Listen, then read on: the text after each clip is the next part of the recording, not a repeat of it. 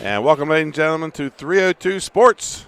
You're here for tonight's big top 5 matchup between the number 1 Smyrna Eagles and the number 4 Sussex Central Golden Knights. Sussex Central, big win last week as they knocked off the Milford Buccaneers, ranked number 1 in Division II, and Smyrna coming off a big win themselves, beating Caesar Rodney last weekend in Camden. Folks, my special guest for tonight is none other than Kurt Howe, former Smyrna head coach, Newark wrestler, 4-time state champion. Good year for you so far, Kurt, because the Clemson Tigers win the national football title, so get to wear that orange a little bit longer, huh? It's always nice when the good guys win. Yeah, the white hats, right?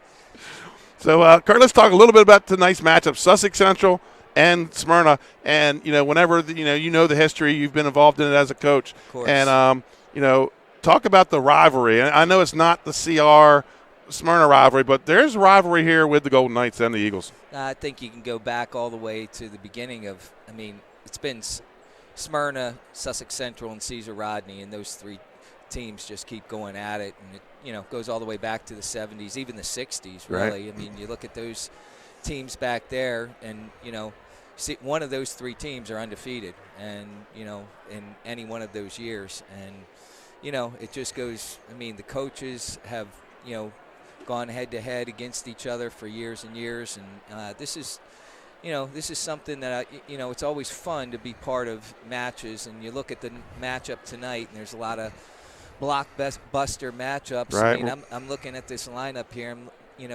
With your 302 sports rankings, you're looking at ranked guys in multiple weight classes going head-to-head, and sometimes it's in one particular, it looks like we're going to have a state finals rematch. Right. So it's going to be a heck of a match. It should be something where of course you mentioned to me earlier where the rankings could take a big swing this week. Right.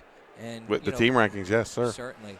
Well, and when we talk about you talk about going back to the 60s. I remember in the 80s when I wrestled, they always referred to the top 3 teams as the Big 3. And then it was Smyrna, Caesar Rodney, and Milford. And then Sussex Central back in the 80s, they started, when Phil Schulteis got his train running, they had to come to the Big 4 because you had those 4 teams. And you look at it, only 5 teams have won a Henley Conference team title. Wow. Smyrna, Caesar Rodney, Sussex Central, Milford, and Dover. Wow. No other team has ever won the Henley Conference. I didn't know that. That's interesting. Unless you go back to the 60s when Delmar was tough, but I'm talking about the modern era from the 70s on. Right. And, I can remember even, in the 80s when I was competing and I came down to watch I think it was a Smyrna CR match and at Smyrna, and I got there a little bit late. I almost didn't get in. Right. And I just couldn't believe what the draw was from communities in southern Delaware, and it was great. I always wished I had something like that, where I was competing. And then, of course, I got to be part of it here Sure. at Smyrna and, competing against, Phil Schulteis and my brother for years. Those were some we talked about off air about the night we filled this place. And I say we because my son was wrestling for Caesar Rodney then. 2012, Saturday night, number 1 versus number 2. Nobody else in the state had a match, and this place had 2,200 people in it. Yeah, they pulled both bleachers out here, and it was another. That was a real blockbuster night because you had potentially 2 future 4-time state champions wrestling in that match, and it was great. And you're seeing some great matchups here tonight, not of that caliber, but not where you're seeing potential 4-timers going at it, but to see 2 state finalists who wrestled each other in the state finals going at it. That's something that's exciting to watch. I'm fired up for that match. Good. So you've been in the circle, you've been on the edge of the circle, and now you get to relax and come Matt's side and talk about it. So, folks, our broadcast brought to you by Barclay Heating and Air here, and I think they're out in Clayton now. They're putting up their new building. They were our first sponsor on 302 Sports, and they've been with us for the last 3-4 years. That's Ginger and John Barclay. You know them well. Yeah, I got to talk to them about. I got something they got to fix in my house, so I got to check for them too. and I used them myself on time, reasonable prices, and they do a good job. Also, our downstate broadcast brought to you by Sodell Concepts. That's 10 restaurants, a catering service, a food truck, all on the culinary coast. And oftentimes, folks, you get to hear the CEO Scott Kammer, a former wrestler, sometimes does broadcast with me. He'll be with me for the conference semifinals and finals. So those are the two people that bring us tonight's broadcast. Folks, we'll be right back after this commercial timeout. Myself and Kurt Howell, we're going to break down tonight's match.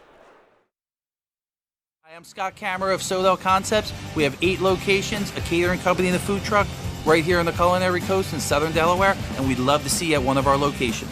Fish On and Lewis in the Villages of 5 Points. Lupo Italian Kitchen on Rehoboth Avenue in downtown Rehoboth, serving homemade pasta. Papa Grande's in downtown Rehoboth.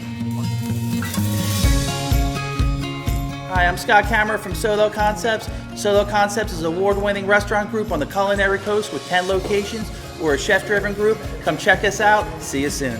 Sodell Concepts believes in the vision of our founder, Matt Haley. Cook beautiful, simple food, develop the people we work with, and make the world a better place. Sodell Concepts on the Culinary Coast with 10 locations from Lewis, Delaware to Fenwick Island. Come check us out. And welcome back to Smyrna High School, home of the Eagles. And Kurt, hey, let's break it down. We're going to start at 160 tonight, and right off the bat, we got what I think is going to be a tough match here at 160. It's number 6 ranked Gavin Sembley against Jaden Savage. He's a returning starter for the Knights. Interesting match to start off with. Yeah, both strong kids. Experience-wise, I think they're both at about the same level, but be interesting to see. That could be a swing match that creates some interest in the outcome of the dual meet for sure. And then we move up to 195, number 6 ranked Mason Wilson. If these two meet against number 1 ranked Mike Wright, or could we see a J.D. Davis bump and see 2 number 1s from different weight classes? A lot of going on there, about 195 tonight. Yeah, I certainly see that as a possibility. Seeing, Coach Harris might see that as an advantage, trying to put JT on Mike. But of course, Sussex Central might make a move to counter that. But that would be really interesting, seeing two number 1s going at it. Having coached JT for a while, a couple years, I know he's solid, and Mike Wright is you can't sleep on him for, he's ranked number 1 in the state. State finals last year. Yeah. He's had some really, really good matches against us in the past. He seems to always come up big against Smyrna. And let's skip up to the match you alluded to earlier. The state finals at 106 last year, at 120 tonight. Number 3, Joey Natacola up against number 4, Mason Ankrum. They're 3 and 4 as returning state finalists, but they're behind 2 studs at 120 in the Ethan Gray and Will Rain. But this could be the match tonight. Yeah, what a tough match that's going to be. I can't wait for that to come. Last year the boys wrestled twice, and they were rock'em sock'em, or 3 times. They were rock'em sock'em matches. I just loved it. They came down to the end both times, right. Reversals going back and forth, and both kids are aggressive. And that's what you're going to like about that. I mean, it's going to be a fun match to watch there. So Smyrna turning the lights out on the Knights, telling them it's time to get off the mat. They want to warm up. And we'll move to the next match, I think, a big-time feature matchup at 132. Number 6 ranked Amir Pearce against number 4 ranked Javon Sappho. Pearce was ranked 3, took a loss to Wisniewski last Wednesday night. And I think these two are 2 athletic kids that are going to get after it. Right, you stole my word. Athletic is what I was going to say. Both of these guys are coming, going to come after each other, and big, strong kids. They can. You're going to see aggressive wrestling in this match too. Nobody's going to hold back there, and just be exciting to see.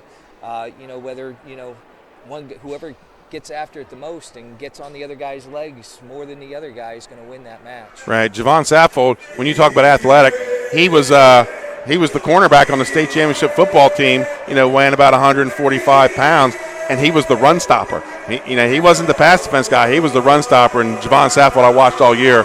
Sussex Central, your state champions in football. And, he set the edge for him. And then the last big match I see tonight is at 145 pounds. Number 4, Bryce Mullen against number 6, Brandon Greenlee. I think these two match up fairly evenly. Yeah, and it's kind of a clash. You got somebody with a lot of high school experience in Brandon Greenlee, who's wrestled, these kinds of matches for a while. And, Bryce Mullen is an up-and-coming freshman and really excited about his potential there. He's I can see a really good match. I'm really interested to see how that outcome comes, too. Certainly that'll be, could be one of will be one of the last matches. Right. So it's going to be something where the outcome of the dual meet might be determined by who wins that match. Folks, the Eagles are on the mat. They're warming up. We're going to come right back after a couple commercial timeouts for the starting lineups and the national anthem. You're watching 302 Sports with Benny Mitchell and Kurt Howell. We'll be right back. Congratulations, Dover Federal, on 60 years in business in Delaware. You've been by our side since our doors opened. Thank you so much for giving me a call on so many years ago when I had no credit. You helped our business grow into what it is today. As a military family, thank you for supporting the financial needs of servicemen and their loved ones. Happy anniversary, Dover Federal Credit Union. Happy anniversary, Dover Federal. Thank you. Thank you. Local people, local decisions, Dover Federal Credit Union. And began his career in home finance in 2002 as a mortgage consultant. Since 2002, Brian has helped over 1,000 home buyers achieve their dreams of owning a home. Brian's knowledge of current market conditions and his detailed evaluation of buyers' finances ensures that each buyer will receive the best mortgage to fit their needs. Brian is often commended on how efficient and effortless he makes the mortgage process for everyone from first-time home buyers to investors to experienced buyers. For the loan that fits you, contact Brian today.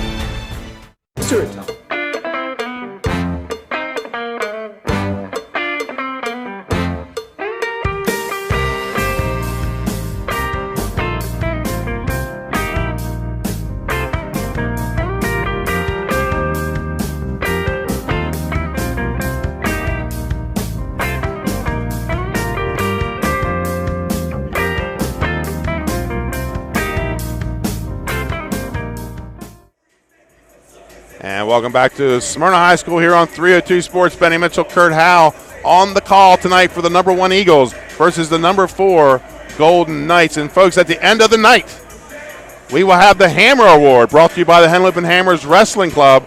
Myself and Kurt Howell will pick the outstanding wrestler of tonight. Bring them up here and interview them, get their picture out on social media, and again, brought to you by the Henlip and Hammers Wrestling Club. And here is your potential matchups for tonight on the screen. The Eagles 8-4. Don't be confused by that. Several of those losses down at the Virginia Duels. And in the Golden Knights 7-2 with losses to Caesar Rodney and Slazianum just last weekend. So, Kurt, let's talk a little bit about it. We alluded to it, talk about the rankings, and you know a lot about this, how the seeding works in the division or in the state duels. Right now, Smyrna, they've got their eyes set on the Henlip Conference title, and would probably give them the number 1 seed. But a loss to Sally's on Friday could change everything. It could throw Caesar Rodney back up top with only one loss in the division. Yeah, and you look at the loss earlier this year to Cape Henlopen, yes, and that, that'll factor in. Of course, it has to factor into that decision. So this week is especially for Smyrna. As a coach, I remember the end of the season, it was always the last three dual meets, or 3 of the last 4 dual meets were Sally, Sussex Central, and Caesar Rodney. Big match week, yep. And so it was. It's an interesting thing for Smyrna. I was always having to get them up and then let them taper a little bit, get them up again, and then let them taper a little bit. And it'll be interesting to see how these, the boys respond. It's very hard to get up for consecutive matches. And, we'll see how, Smyrna handles that tonight, and then, of course, Friday again, right, coming back after with Sally's. Golden Knights head coach Shane Miller, young guy, wrestled maybe 8-10 years ago, was on the mat for the Golden Knights. And you got not a young guy, but a new guy in Aaron Harris, former Caesar Rodney state champion. Was down in Florida for a while, won himself a state title in the Miami area, and came back up to Dover, and now he replaces you as head coach. Aaron Harris has to feel coming in here, not just replacing you, but the people that have been head coaches here at Smyrna. The Buddy Lloyds, the Ron Ebies, Mike Doolin, and then Kurt Howell. So, he had to come in and walk in that wrestling in the first day and go, wow, man, I got a big job here. Yeah, well, I think he has big shoes of himself. I don't think he feels like he has shoes to fill. Of course, right. I think he's proud of. He was a Caesar Rodney wrestler, and ironically, I coached him there at Caesar Rodney. So it's, I start seeing all these guys that I coached are now coaching themselves. Correct. I guess that's when it was, it's time for me to start thinking about retiring. Right. And, now, you remember when years ago, we're going to go back to about 2006, 2007, we were putting travel teams together, and, one year we went through the Rehoboth Beach Wrestling Club, and another year we went through Smyrna, and your nephew, Zach, didn't like to wear red. That's how big the CR Smyrna rivalry is. I'll wrestle for you guys, but I'm not wearing that T-shirt. Well, it goes the other way, because I remember my son, Kale, whose name is spelled with a K, going to the Little Rough Rodney tournament, and you, Benny, put his name on the chart as C.R. Howe. Oh, yes, I did. Never miss an opportunity. Yes. Yeah, so, folks, a few more minutes here. It looks like about a minute, and they put you on a clock here for your warm up. I see that. Got the clock running. So we'll be ready to get started here. We're going to go a couple more commercial times out. Folks, we'll be right back with the starting lineups. Live from Smyrna, Delaware, it's the Eagles and the Golden Knights. Henlopen Conference Championship on the line.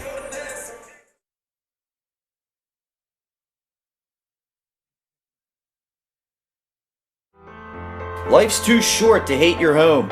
Remodel your home with the pros voted Delaware's #1 home improvement company.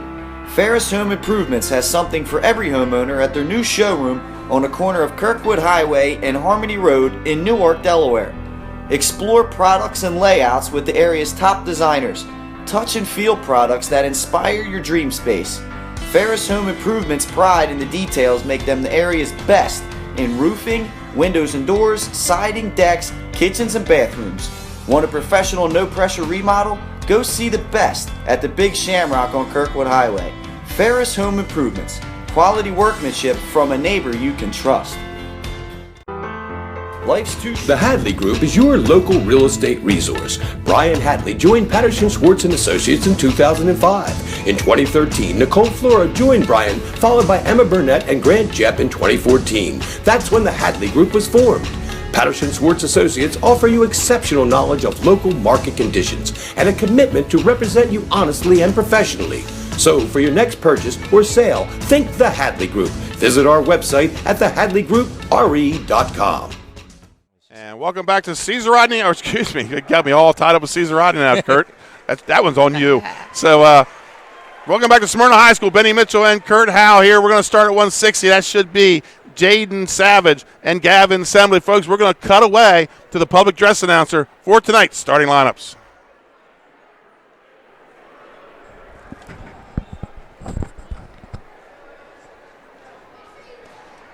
Good evening, ladies and gentlemen. Welcome to Smyrna High School. Tonight's a very special night for our mat wrestling program. We would like to recognize our senior wrestlers and managers, along with their families, for their dedication for their sons and daughters and what they've done for the last 4 years here at Smyrna High School. The coaching staff and athletic department would like to thank the parents, guardians, grandparents, brothers, and sisters of our athletes for all their sacrifices in making sure their sons and daughters attended practices, scrimmage, and games. Along with the fact that they represented you as parents, they also represented Smyrna and our community with great pride and class. We wish you the best of luck. At this time, we'd like to recognize Shelby Miller, manager for the Smyrna Wrestling program. She's escorted by Donna and Carly Hall. Shelby would like to thank her teachers, family, Coach Reed, Coach Evans, along with all the coaches, the wrestling coaches, for everything they've done for her. Shelby would also like to thank Coach Jody, Andy, and Damien for getting her involved in the sport that she has grown to love. Shelby will be attending Loyola University on an academic scholarship next year with a pre-med major.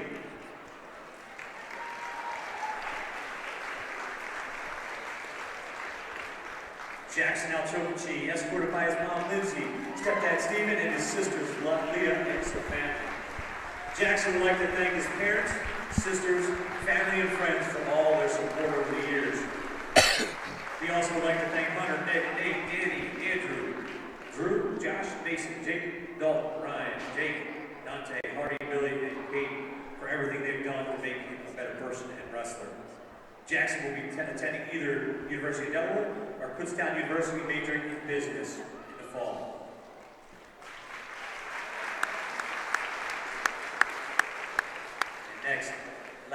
athletes, Nick Natacola, escorted by Tiffany Williams Natacola, Daniel Natacola Sr., along with his Angelina, Olivia, Joey, and Danny. Nick would like to thank everyone who has pushed him to be a better wrestler and person. He would also like to thank every coach who has stuck by his side and believed in him over the years. He would like to especially thank his parents, because without them, I would not be the person I am today. Nick is going to be attending college in the fall, continue his wrestling career, and majoring in business with the hopes of becoming a state trooper. Nick would like to give shout-outs to Ryan, Danny, Joey, Dylan, Noah, Josh, Mike, Colin, Matt, JT, Tony, Nate, all the Drews, Mason, Dalton, Jake, Gavin, Larson, and any other wrestler he's ever wrestled with. Ladies and gentlemen, the 2019 senior class wrestlers for Smyrna High School.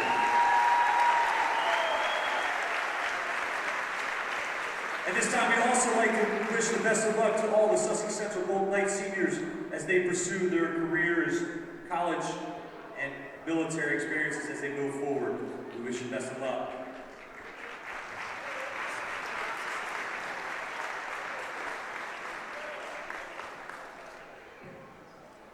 And now our starting lineups.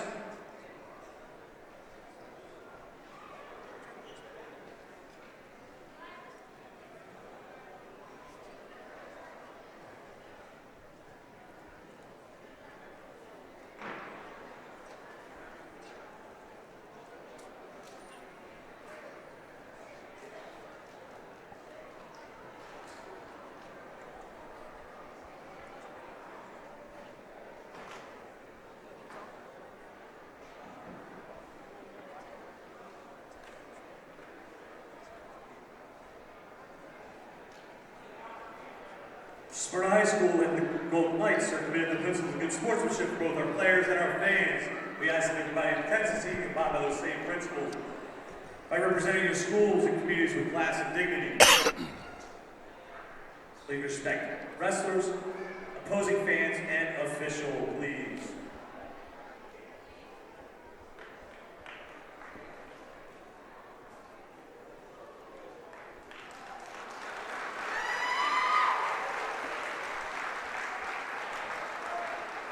Starting tonight, 160 for Sussex Central, Jaden Savage, and for Smyrna High School, Gavin Semley.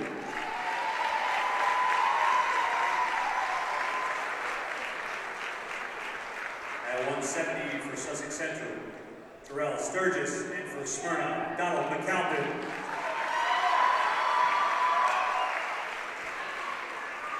At 182 for Sussex Central, Luis Perez Velasquez, and for Smyrna, JT Davis. At 195, Michael Wright, and for Smyrna, Mason Wilson. At 220, Kareem Lassner, and for Smyrna, John Augusta. At 285, Taylor Carr, and for Smyrna, Andrew DeBenedictus Baines. At 106, Bernard Abbott, and for Smyrna, Gabe Giampetro.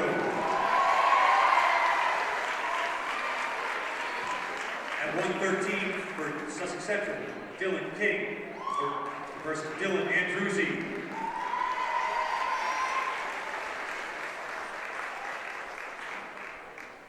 At 120, Mason Akron for Sussex Central, and for Smyrna, Joey Anacola.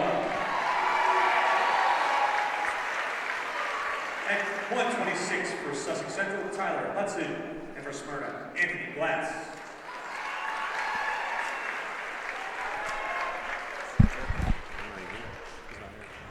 At 132 for Sussex Central, Javon Sappho, and for Smyrna, Amir Pearce. At 138 for Sussex Central, Cole Jester, and for Smyrna, Nick Natacola.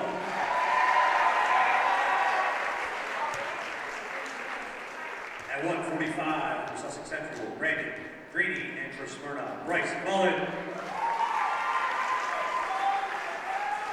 At At 152 for Sussex Central, Devin Purcell. And for Smyrna, Logan Kowski.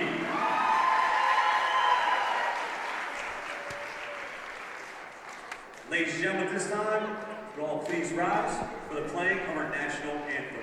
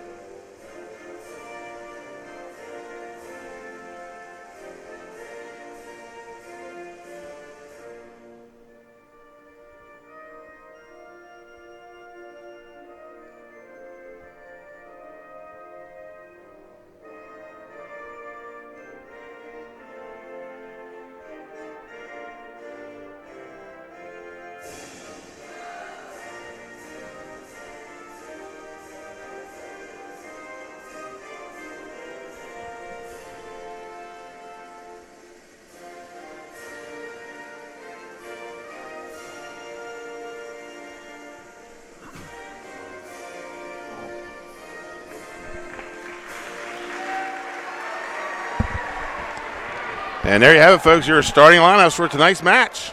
Thank you. Here on 302 Sports, Benny Mitchell with Kurt Howe. As we get ready to, coaches are out for the coin toss. We'll see who wins the all-important. Sometimes, Kurt, as you know, this is the most important part of the match. Well, I think it might matter tonight, too. Certainly it did matter in the CR Smyrna match. Mm-hmm. So we'll see how this. John Groom is your referee for tonight. And it's going to be Central's going to win. Are we going to reflip it? What are we doing? It hit somebody's foot. They're going to go with it. Sussex Central wins the toss. And let's see if we can hear what they're going to take. Central taking the odd matches, so they'll have choice right away.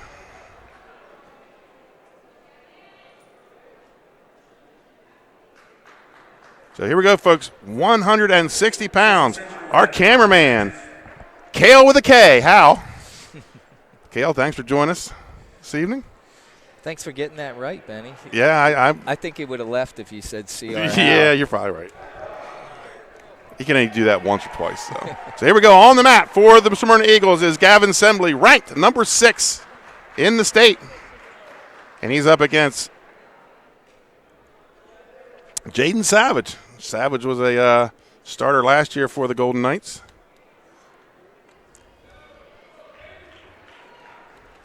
Big match up here, Benny. I think this could be one of those pivotal matches, right. The swing matches that they call them. Coaches call them swing matches that could determine who wins the duel. Savage goes to throw, and Sembley able to get the takedown.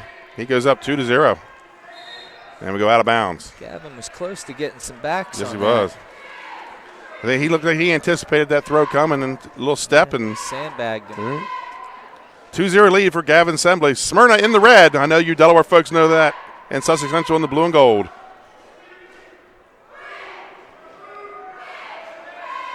And an escape for Savage. I want to thank Jody Wilson, who provided us with the Wi-Fi power tonight. Let's hope it holds up. We've had some issues in these school buildings. Jody's watching from Kansas City, Missouri right now. So thank you, Jody. And no, I did not break your Wi-Fi. This time in with the underhook is Sembley. We're on the edge. Here they go. They're tied up again. And go out of bounds. Minute 10 on the restart. Looks like it's going to be a key position for these guys wrestling chest to chest. Whoever wins that battle. Approaching a minute to go here in the first period of the first match of the night. Folks, you can see the team score will be kept at the bottom of our scoreboard.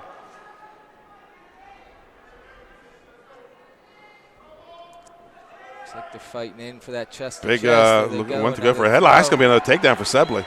And they go out of bounds. Oh, he's going to wave it off. wave off the takedown.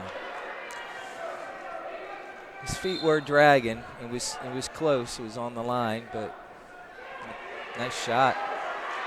So we go from under to a single by Sebley. Limp arms out. Takedown 4-1 for the Eagles. And we're going to get an escape by Savage. Another match, folks, we're going to keep an eye on tonight. Down at the beach, the Milford Buccaneers against the Cape Henlopen Vikings. Cape Henlopen, the only team to give Smyrna an in-state loss this year back in early January. So we'll be keeping an eye on what's going on there. Milford ranked number 1 in Division II, and Cape Henlopen ranked number 5 in Division I. Assembly's able to get two nice takedowns in this first period, but his ride was a little weak there. Yeah, Savage came to his feet right away. Able to get on his feet. That could matter later in the match, depending on if somebody wears down here.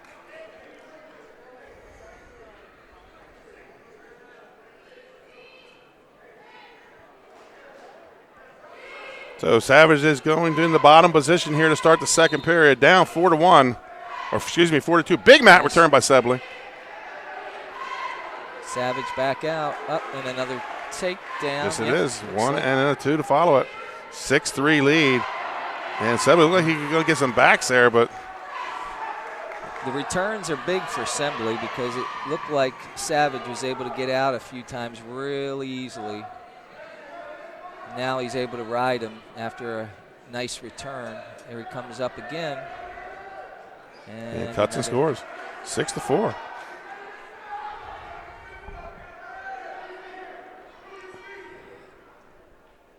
So the 3 takedowns are big. The 4 escapes makes it a close match still. 6-4 lead for Gavin Sebley of the Smyrna Eagles. Minute 4 to go here in the second period. First bout of the night, 160 pounds.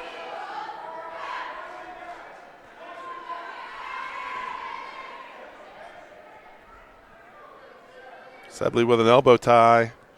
And we went from over-unders, now we're looking a little more finesse here out of the. Looks like they're settling in. Little shrug. There's a lot of action in that first period. Looks like they're kind of settling into those ties. 35 seconds to go here in the second period. And shot by Savage on the edge. Sebley looks like he's going to get good position here. Gets the hips down. It's a battle here. Savage has to advance that and try to step up, knee slide or something. Assembly holding that back ankle. Needs to pull up the elbow or crossface or something to get behind. Savage locked on the legs. We're going to get a stalemate with 12 seconds left.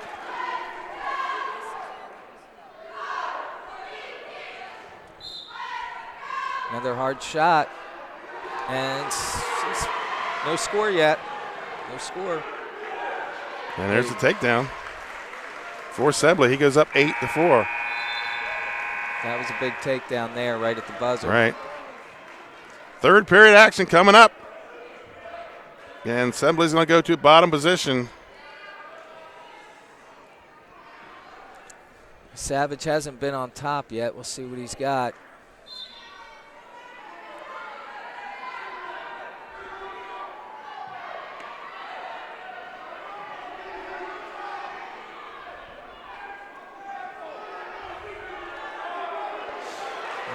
And going to get the escape, and then another takedown by Sebley. So looking to build this major decision here. He's up by 5. He'll need maybe a turn or a couple more takedowns. Looks like he's probably going to cut him here. He is. Go for another takedown. 10-6 lead for Sebley. Another takedown secures the major, but it doesn't look like.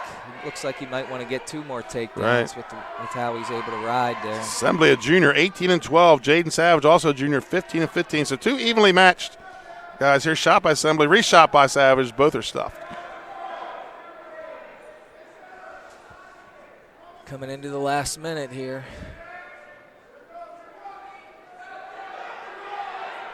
Sebley needing to score on this, hitting him with his hips. Savage holding on.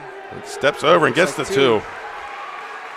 So 12-6 lead with 45 seconds to go in the match. Might be looking to maybe turn here, but he's had a hard time keeping Savage down. Looks Looks like Coach Harris wants him to keep him down and Look for a turn, but instead of trying to go for another takedown.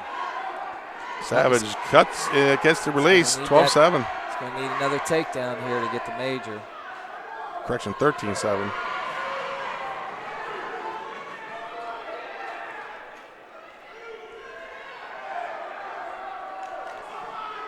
$15 to go in the match.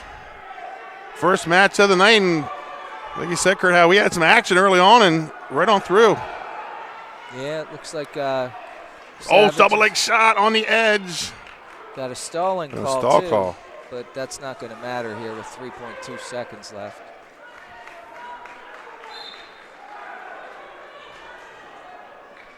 Okay. And the first one's done. Smyrna strikes first with a decision by Gavin Sembley, and they go up 3-0. And we said this might be a pivotal match. We'll see 13 more to go, but that was a kind of a toss-up, even though you had a ranked guy in there. You could say, after watching it, you could say they both did their job. Right. Sembley getting the win, and then Savage keeping it from getting a major and giving up an extra bonus point. So we move to 170. And out comes McAlpine. Sussex Central, Terrell Sturgis. And Terrell Sturgis for the Golden Knights. Calvin. Sturgis is a guy, he's not been ranked, but he's been hovering around there all season. So, yeah, it looks like he's had a few key losses Right. that keep him out of the rankings. And he's had some big wins too, but when we do rankings, they all count. McAlpin's one that doesn't lack for confidence. He No. believes in himself. And Now this is the first state. He was a first state military. He was their first ever state qualifier a few years ago. That's correct. Yes. Close to a takedown. Looked like Sturgis got behind him there, but just couldn't bring him back down.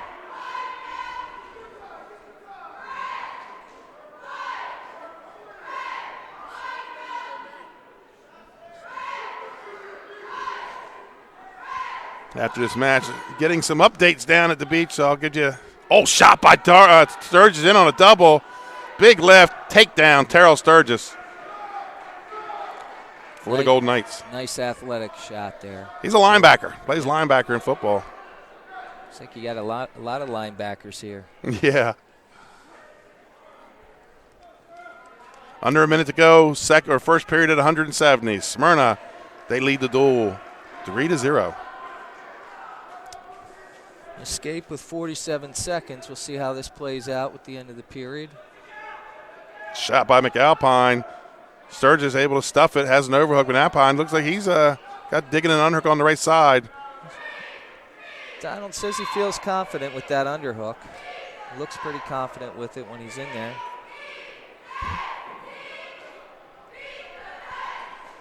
.9. Let's call it 30 seconds on the restart.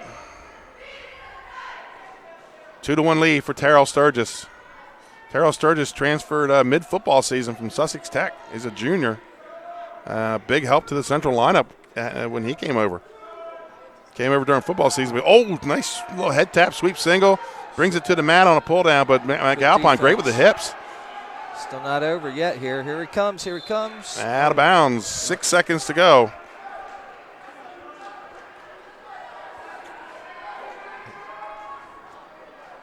That was big, Donald being able to fight that off. That was a big shot. Big shot.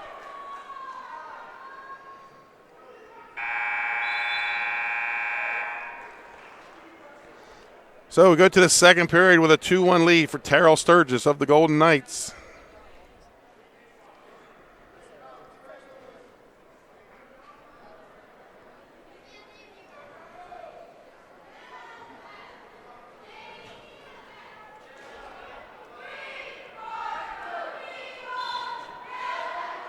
And the second period underway.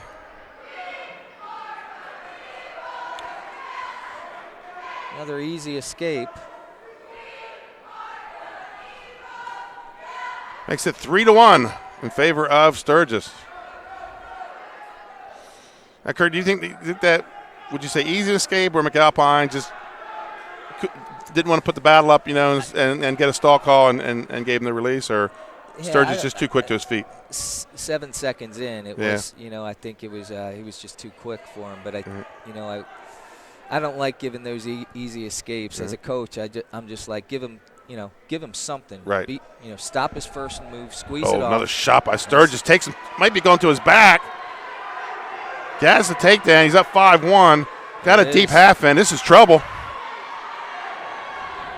Sturgis looking for the fall. Long time to be there. A minute to go in the period. Second period. Squeezing him down. It's getting closer. And there's the fall. Terrell Sturgis. He gets the Knights on the board with the fall at 170 pounds. 6-3. The Knights go ahead.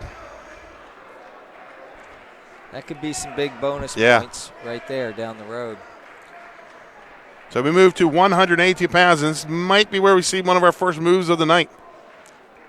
I don't know if we'll see downward or if we're going to see JT Davis here. Well, Smyrna has the call here.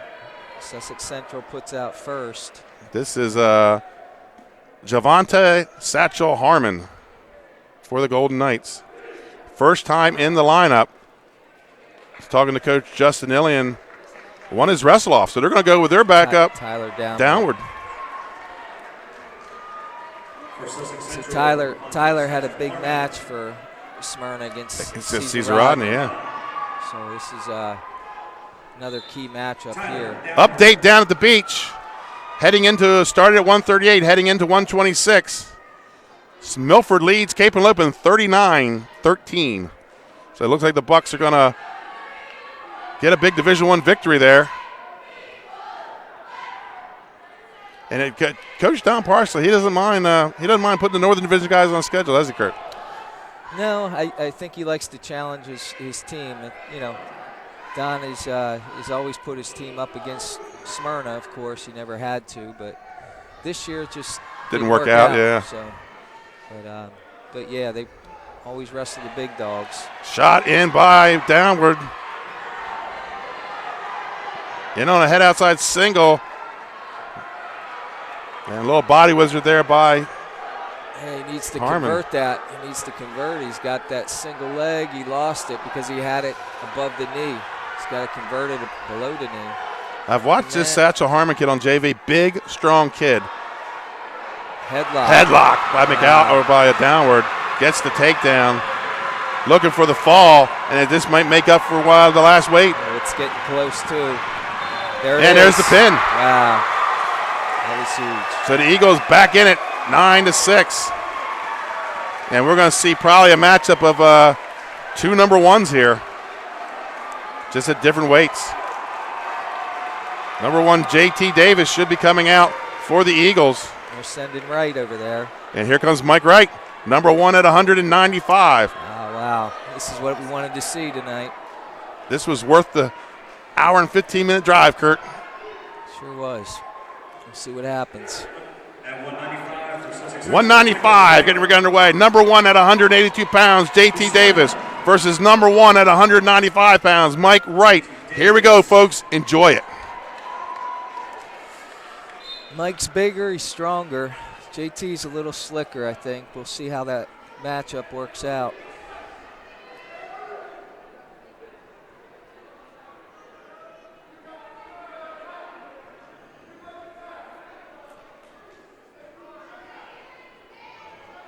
Nine 9-6, the Eagles lead the duel. And 30 seconds in, and no score. This is going to be probably a long filling out period in this first period. I think they are. It looks like they're little tie, shaking off the tie, backing in. I think JT is going to be looking for that shot left side there. And they go out of bounds with 1:12 on the restart. No score. JT, I know he's moved up 2 weight class, but he's bulked up too. He's put on some muscle with it. Yeah, he's a big boy. Not as big as Mike, though. No. You can see the size difference. JT's got to try to get some low shots and stay away from his hips. Mike Wright, his dad, Laurel Police Chief, Kurt. There he is. Danny Wright. He's in on that low single. looking to go behind. Nice. Trips, returns, and scores. 2-0 for Davis.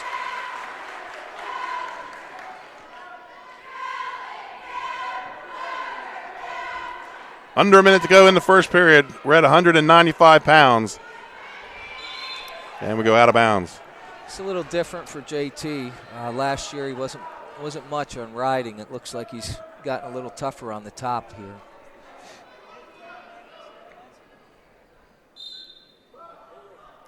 Right, rises to his feet and cuts and scores. I guess that's a big boy to hold down, especially when you had to get your weight down to 182 or 184, and you got to take on the number one guy.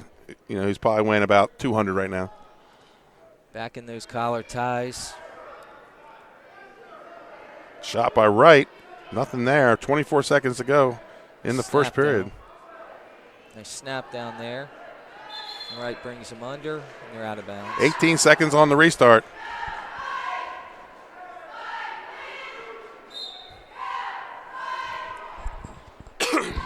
Folks, you're watching 302 Sports. Henlopen Conference Wrestling action Friday night. We will be in Wilmington when the Smyrna Eagles go up to take on the Slazianum School. Nick Alexandrini at Matt's side with me. So that's the end of the first period, a 2-1 lead for JT Davis. Kurt, do you see this as a potential low-scoring match with these two? Well, it's already pretty low scoring for a high school match. Right. You know, you're looking at, I mean, it took them a while to feel each other out. They're standing out, looking at each other. And both looks like they're both really strong off the bottom. Davis. So I don't see back points coming for either one, yeah. Although JT's pretty tough on the top this year, I don't see him turning Mike, and it looks like the same thing with Switch Mike. here by JT Davis. He scores 4-1.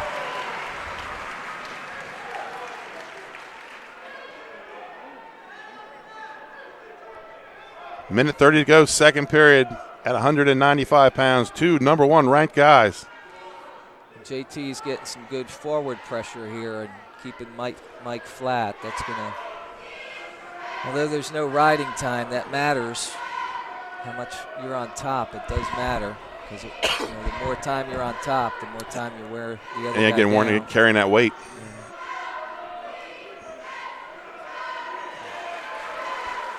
And that's a stall call on Wright. Just a warning, and we go out of bounds.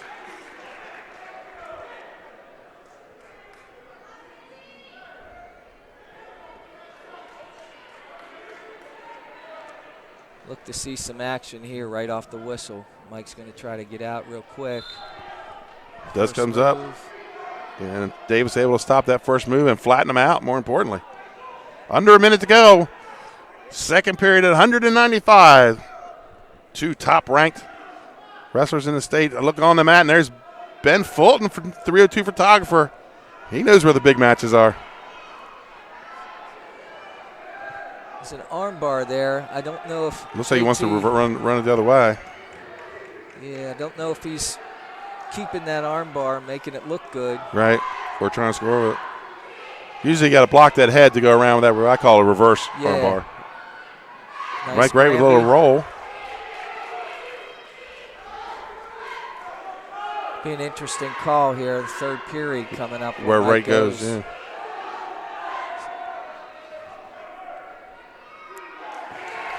And that's a stall and a point. That's a tough call there. With 1 second left. I really don't see either one of them stalling. Yeah, we just did come off a Granby roll and a cover, and we call them, me and Scott Cameron call them aggressive stall calls. Because we appreciate the officials. And we end the second period. It's a 5-1 lead for JT Davis of Smyrna. Okay, it's going to take He's going to take bottom. I think he almost has to now in 4. Yeah. He's going to have to get to his feet, get that 1 point. If he doesn't take that, he gives up the 1 point. He does, comes right to his feet, isolating the one hand. Davis gets him back down. Nice mat return.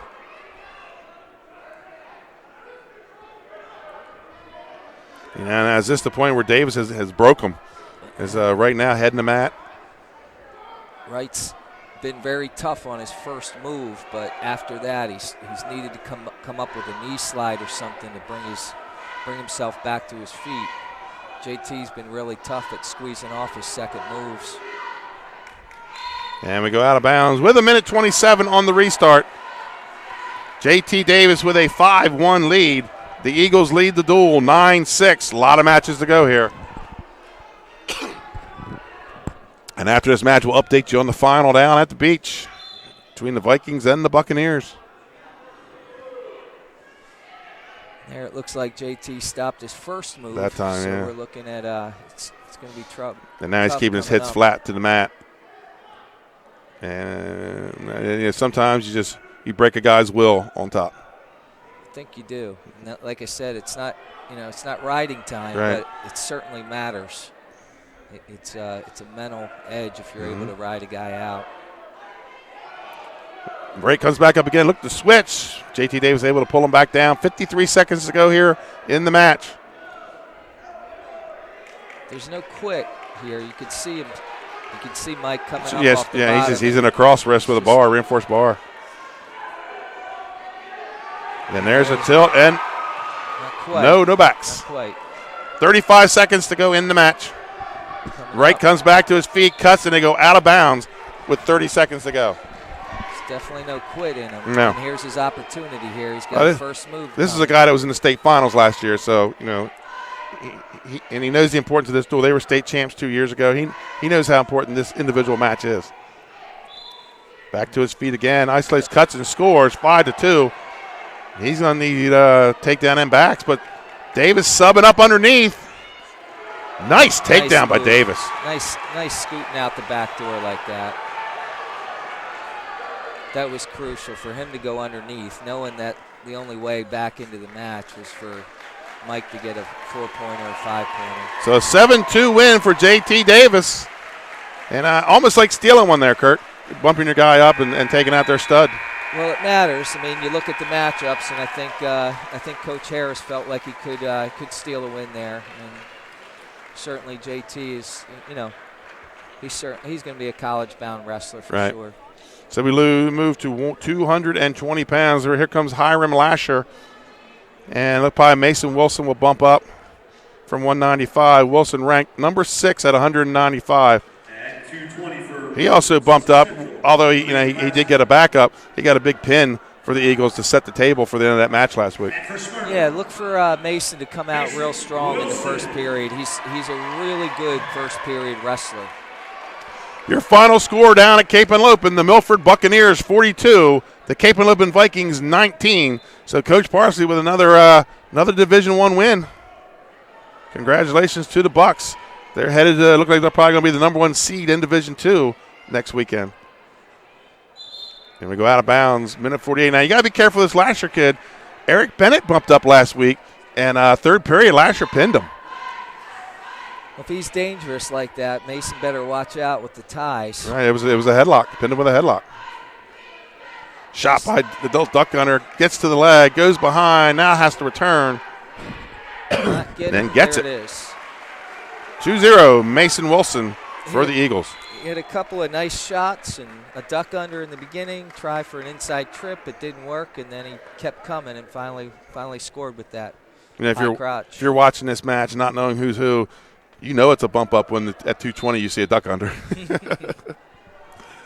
That's not often you see those kind of moves at the heavier weights. We're looking for a tilt here. Now here's where Lasher's dangerous, but Wilson able to switch his hips and get out of it and get some swipes. You could see Lasher looking for that. Headlock. For the big move on that. And off the bottom. 2 back. Uh-oh, this could Cradle. be crucial here. Mason's putting himself on he his almost back. pinned himself. Be careful there. Yeah, sometimes, Kurt, I bet you've told your guys, don't do too much. Make sure you get the win That's first. Right. Don't do too much. Don't overdo it. Under a minute. Mason's got to make sure he secures a solid cradle, and I don't think that suicide cradle was the right move at that point. But, especially when you're bumping up and giving up weight to a big guy. And somebody who's dangerous like Lasher, this is sticking a leg in there and keeping a solid finish to the first period is probably where he wants to be. Yeah, he's got a leg in on the right side. 22 to go.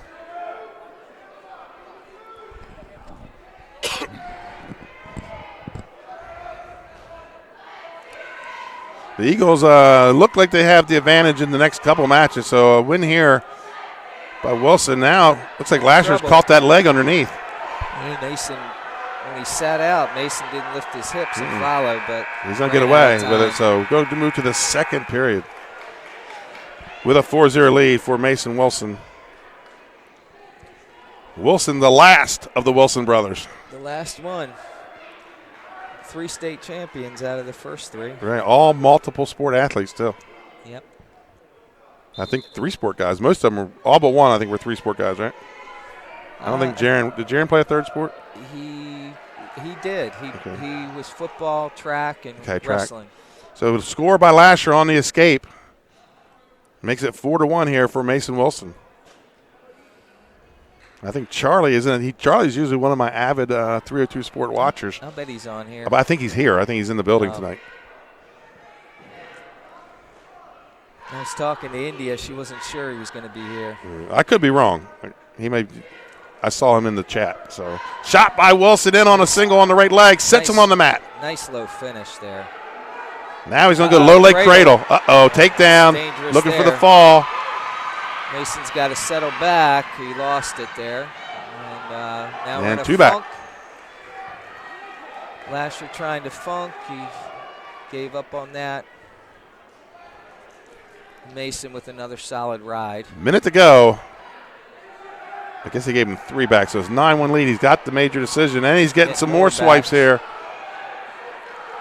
Lasher's got to be careful. He's going to his back too easily there, trying to get big points.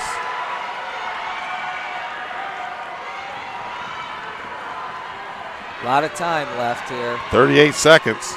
Mason's tightening it up there. Looks like there's still a lot of space under there. John Groom right in on it. And there's the fall. For Mason Wilson. And that puts the Eagles up 18.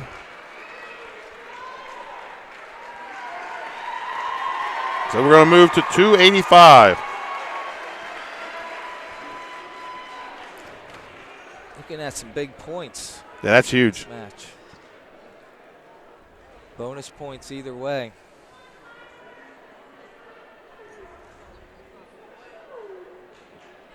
So we move to 285. Tyler Carr At 285 for Sussex Central. For Sussex Central. And Andrew DeBenedictis for the Eagles. Andrew DeBenedictis Baines. This is one where Coach Miller's gotta hope that Carr can hold his own, kind of wear down the clock, and I think Coach Harris is hoping he can get some bonus points. Right. Here. And apparently we have blood on the mat, and we're going to clean that up. The Golden Knights look like they're going to be a steady 3 or 4 seed possibly coming into the state duels.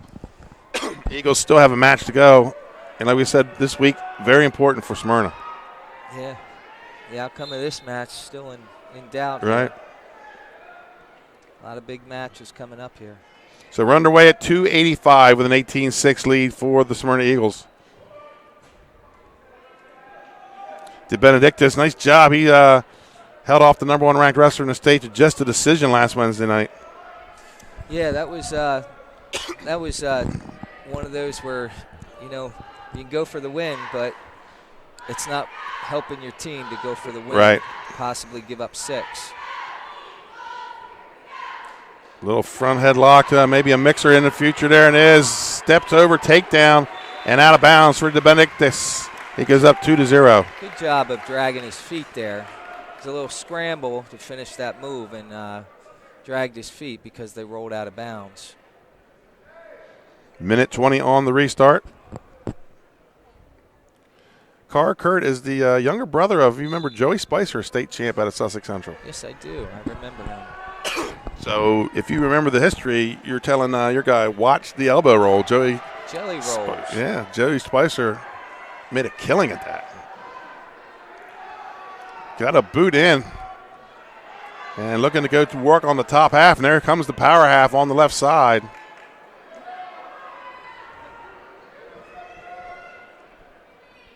He's got to try to open him up there. Got to grind that up. Looks like he did. Nope, he's going the other side. And we're going to get a stalemate with 44 seconds left. Good call. After this match, we swing around to the little guys, 106 pounds. And it looks like Central waiting a couple guys there. Let's see what they do. Because Smyrna has their number 1 ranked Gabe Giampetro. Yeah, I think they're going to try to, looks like they're going to try to move somebody, whoever the better wrestler is, up to 113. 13, yeah. 33 seconds to go here in the first period at 285. Smyrna starting to pull away. They're at the teeth of their order. With number 3 ranked the Benedictus and coming up number 1 ranked Giampetro. Carr comes to his feet. Nice tripod stand up there. I like that. They get back out of bounds. 14 seconds to go.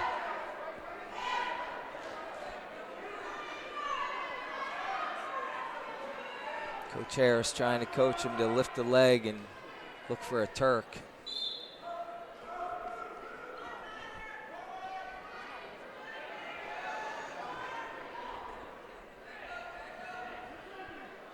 And as the clock winds down into the first period, we'll move to the second with a 2-0 lead for the Benedictus.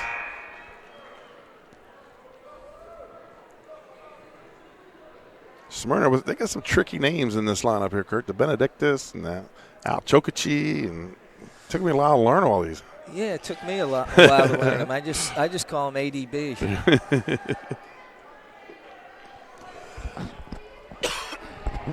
Second period about to start. Carr's going to take bottom position.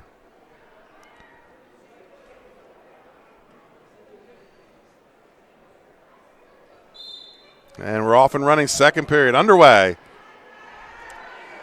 And the Benedictus, he's last year, Kurt, struck me as more of the role guy.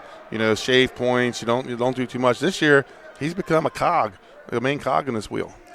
Yeah, I think, like I said before, I think Coach Harris is expecting to get bonus points here. And it looks like up until this point in the match, Carr's done a really good job of fighting off what Andrew has on top here.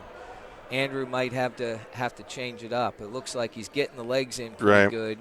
Get a stalemate there, and usually if it continues, you follow somebody's going to hit with stalling. Yeah, Kurt, your opinion, not with what's going on now. The top bottom, where even when he has a boot in, and not able to turn, is that always bottom stalling? A lot of refs, they seem to go to the bottom guy more than they go to the top guy. I think I think a referee has to look at it, and most good referees look at it and they make a judgment. Sometimes, here comes the elbow roll. There it is, and he comes to a tripod and right back to his feet and he's gets the score. escape. 2-1. So great job by Carr. This is exactly, I think, what he wanted to do, keeping the match close. Right. And he's in it. Less than half the match to go, and he's in the match. 1 point match here, and he gets a stall.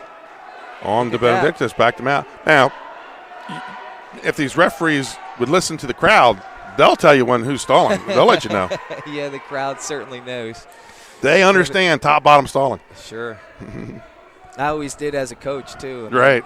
The other team was always stalling. Right. Smyrna never stalled. No, absolutely not. No. Unless they're wrestling Caesar Rodney. That's why Caesar Rodney bought the 50-foot circle, right? That's right. They bought a new mat, and they bought another 50-footer, so they want to. It's hard to get to that outer circle. Right. I remember when Dickie bought that. Right. He was like, yeah, nobody can get out of bounds on us. Heck, they can't. They find ways.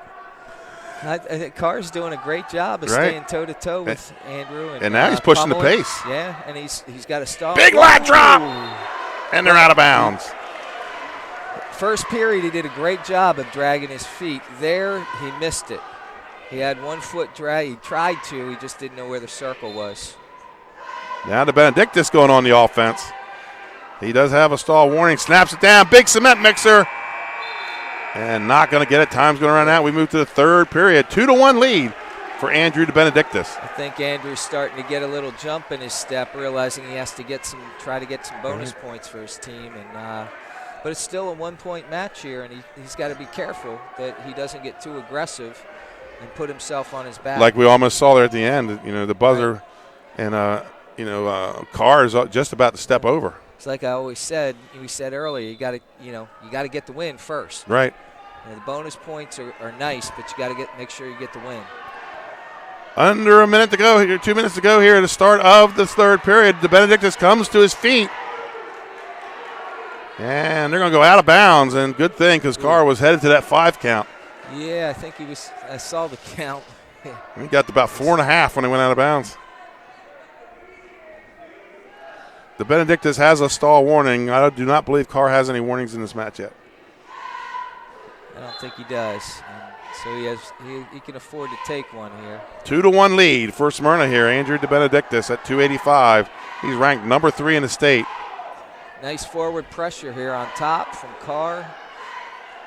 Andrew's got it up. He's looking for a little elbow roll. And then he goes flat, and that's something he can't afford to do here. Inside wrist here by Carr. Zach Parker made that a big move when he was a heavyweight for Cesar Rodney. Inside wrist. That big inside wrist guy. Yeah. In his senior year at Ohio, the Bobcats. And Brent Fleetwood out North Dakota State. So a couple Delaware guys out there in the big Division I rank in Division I. I mean, Brent's ranked. He's working that. Look at him working that. Inside wrist, yeah. He might get another stall call here. Yeah, I think Andrew's got to make something happen here. Can't afford to hang out there. Reaches back. 45 seconds to go here in the third period. Tight 2-1 heavyweight match. DeBenedictis comes to the tri-stand, and he scores. That was huge. 3-1. Now Andrew's got to control the mat here. He's got to try to stay in the center, and Tyler's got to push the pace here. He's really got to do something. I think before 195, this could have been a match where he was a shave point guy, but now he's in a steal a match guy. Yeah. Out of bounds, 20 seconds left in the match. Carr needs to take that. He needs to get the Golden Knights back in this match. 20 seconds here. He's got to make something happen. He pummels in an underhook on the right side. And makes an overhook. Looks like he's trying to throw the overhook. They're going to go out of bounds again. Stalling. And there's another stall. Smyrna fans below us not liking it, but, I mean, he got him there quick and got him out of bounds. So an aggressive stall, yes, right? Yeah, aggressive stall. Aggressive stall. But I can see where the call comes from. Carr was pushing, but DeBenedictis has to do more to fight on that circle maybe. And Coach Harris is going to ask about it. I think he's asking about that throw. Muscle down on the overhook. 3-2 with 10 seconds to go here in the match. Carr, he pummels in again. This time DeBenedictis stands his ground. And he's going to keep the match in the middle of the mat. Big pummel and the match is over, and a throw right at the end. 3-2 decision for DeBenedictis. I think that, for as much as I'm not a big heavyweight fan, that's a pretty good heavyweight match, Coach. And for a 3-2 match, right. There was a lot of action. It was, there was no stalling. Nobody was flat on the mat. They wrestled like heavyweights, but they wrestled hard. So we're going to move to 106, and out comes. That's Dylan King. Okay. For the Golden Knights, and should be. I didn't see that they weighed in a second. 106. They did not. So here comes Gabe Giampetro, number 1 ranked wrestler at 106 pounds. He's a freshman. For Sussex Central, Gabe's fun to watch. Now, Ball Kirk, of fire. You got out a little too early because this is an easy guy to carry around the mat for 4 years, right? Yeah, well, I don't know. Maybe he's going through his growth spurt. Right, shot. His brothers are bigger. By Giampetro, lift, tries to bring him back, switches off to the double, trips as they go out of bounds, and he's going to stay out of bounds.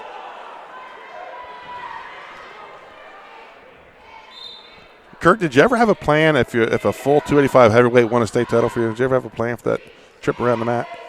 I think I might have done like a fireman's carry.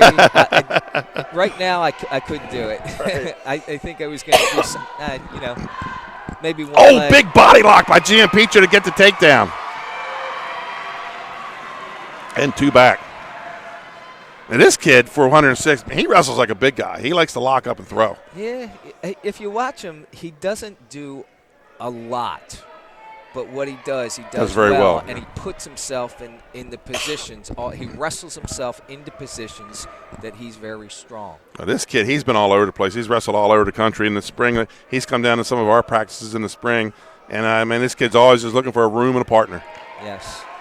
Oh, he's got a big cookie here. He's going to push the head under on the other side.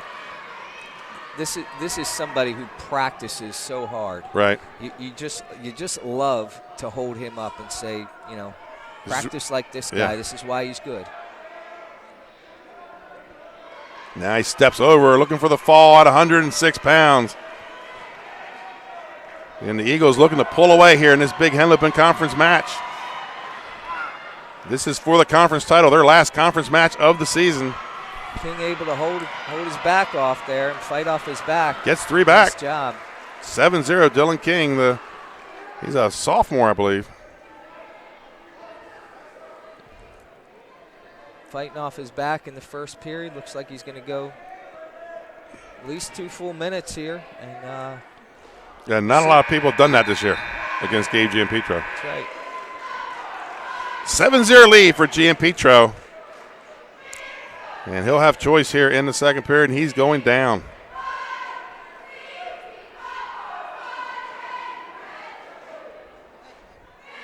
This is where Dylan will need to try to take time off the clock here. Yeah, steal some of the match. He's looking for a cradle. Giampietro sits. And turns, almost catches the head on the way over. Nice job at following there. Nice job. Granby roll. Giampietro comes back with a leg. Comes out. It's just a ball of fire. Yeah. You just can't. You can't even describe what he did. I mean, he's so quick. And back in with another half. And then he just never stops. It's just, as soon as he's on top, you coach guys to transition right away into a move. And you don't have to coach him to do that. He just does it automatically. 30-2 on the season, and I think those 2 losses were at the Beast. That's right. Double bar, sitting through, and the fall. And the Eagles go up 27-6, and they're starting to pull away, Kurt. Well, it looks like Sussex Central is going to need some help. Going to need an upset from somebody. Maybe here they can pull something off. They're going to move Gunnar Abbott, their 106, up to 113, where he's going to take on Dylan Andruzzi. Dylan Andruzzi, but he's got a varsity history. A couple years ago, he was that 90-pound, 106-pounder, and he won a big match for you down at Cape and Lopen one night. Yeah, I think that was maybe the biggest match of the last couple years for us, where I think his match was really the turning point. Right, it he electrified the people, our crowd. That's right. He was our outstanding wrestler that night. Yeah. So underway at 113 pounds, 27-6 lead for the Eagles, and they're looking to get that conference title back. Or actually, they won the conference last year, or the Northern Division. 18. And it's always with a loss. Here's a loss, and they can win the conference title. Right. And last year it was with a loss to Sussex Central. Right. Take down Dylan Andruzzi. Well, that's the Henlopen Conference, Kurt. I call it the conference tournament the meat grinder. Yeah. I mean, it is. Paul Kyer calls it the Big Ten of Delaware wrestling. I was just going to say the same thing. It's the Big Ten of Delaware. It's when you get out of the conference tournament, you survived if you got out without injury. Right. And I think, as we talked about in the pre-match, it's the community. The community's come out for that match. Now you got Milford in the South, Indian River, tough team this year. So Woodbridge. How about the Woodbridge Blue Raiders? They're wrestling Caravel tonight. Woodbridge ranked number 4 in the state. And that's great for wrestling. I love to see new teams finding their way into the mix, like Woodbridge, and like to see some upstate teams. And it looks like some upstate teams are growing and building, and Right.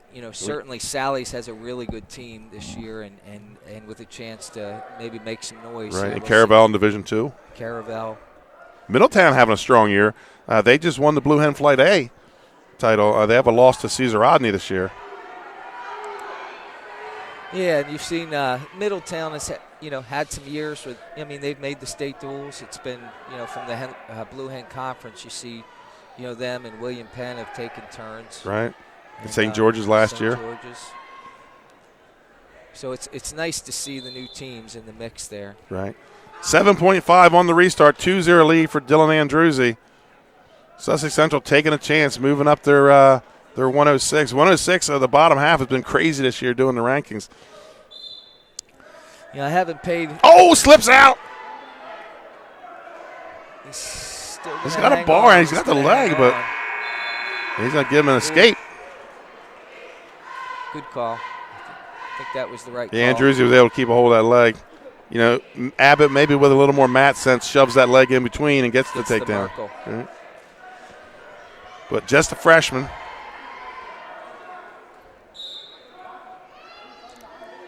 His father talked about Mike Wright being a Laurel police chief. Gunnar Abbott's father, a state trooper down in Georgetown. Outstanding football and baseball player at Sussex Central back in the late 80s, early 90s. Oh, looked like going to get the reversal. It looked like he had that reverse bar.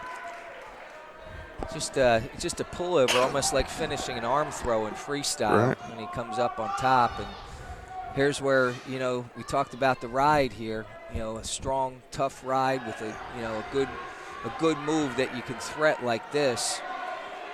Plays big dividends. Well, you're bumping up against Andruzzi, with this 106-pounder. First of all, he's giving up size. Andruzzi, 15-11 record, but he had a good, solid freshman year and I think we talked before about being undersized and learning how to escape, learning how to find routes out of there. Yeah, it was tough for Dylan that first year, and I could see the same thing here for Abbott. Yeah, so he's in the same boat where he's giving up weight, and he's got to find ways to survive. And he's doing, he's fighting off his back here, obviously here, Dylan's got to try to, for his team, he's got to try to find ways to get more back points here and try to get the bonus And as you point. say that, he picks up 3, so he's got a 7-1 lead with 32 seconds to go in the second period. And Abbott fighting off his back to his feet, taking time off the clock, and he's doing a nice job for his team. It'd be nice for Sussex Central for him to be able to snake an upset here. Right. 7-1 lead, Abbott on bottom. And Coach Justin Ellington gets his hands clear. My youth club, Kurt, constantly on my kids' case about giving up the cross wrist. You got to clear the hands on bottom. I think that's a new philosophy, and I think it's a mentality in kids wrestling that we have to reprogram kids. Mm-hmm. We're always programming kids to grab the wrist or wrist control, whereas I think anymore we want to keep our hands out. Free and get to your feet. Yeah, I agree. That's how we do it down at the Hammers. Our stand-ups are we don't go wrist control. We just stand up, hands high, and then come down and fight the lock. I think that might be where the high school kids need to start going. I think the only time you really teach hand control is if you're trying to hold on and not get pinned. Right. So we're underway in the third period. Abbott on bottom comes to his feet again. And Andruzzi looking for a cradle. Abbott's going to come out in that Merkel position again. Same position there as in the first period. This time he gets the leg out. Now he's looking for a cradle of his own.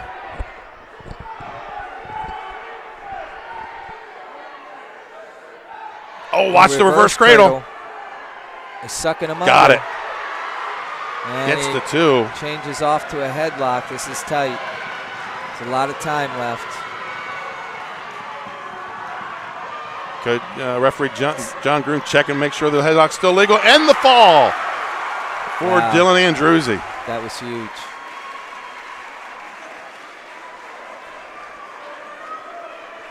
To 33-6. Still some big matches coming up, but that's going to be tough to come back from. Smyrna just may have iced it because they still got a couple studs in the lineup. Do the Eagles? Yeah, this should be a good match here. State final rematch. Loving this. Number 4, Mason Ankrum against number 3, Joey Nattercola.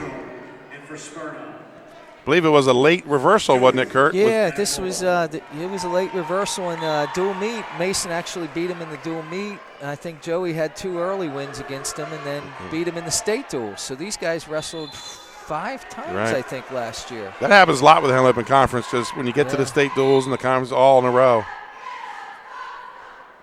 So, this is one where, Joey seemed to have his number on his feet, but Mason kept getting reversals. Right. Ankrum in on a shot. Oh, Nattercola looking to throw. Not there, but he's going to go behind and get the takedown. 2-0, Joe Nattercola, and cuts him right away. So he's learned from last year's state final. Yeah, I think that was a tough lesson for him, but I think Mason was able to find a takedown, I think, in that match, though. And right. He's got a Merkle right here. Looks like he could get it. He's got to keep him in bounds, but he goes out. Minute 12. Smartly moves him out of bounds. And Coach Shane Miller has a question for John Groom. And I believe it's going to be there on the Merkle, but Joey's hand never touched the mat. So yeah, they were on their feet.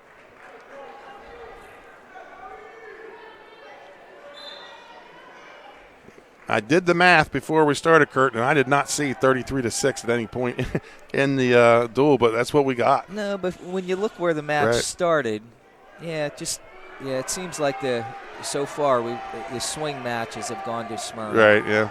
There's still a handful of swing matches that can go the other way, but and Nattercola looked to get a second takedown, but Ankrum spinning away. And this is where Mason's tough. I mean, it's hard to score on him that way. Takedown for Joey Nattercola. And they go out of bounds. 38 seconds on the restart. And Nattercola's going to put him up. He's starting to look like he's got confidence. You can see it in the body language.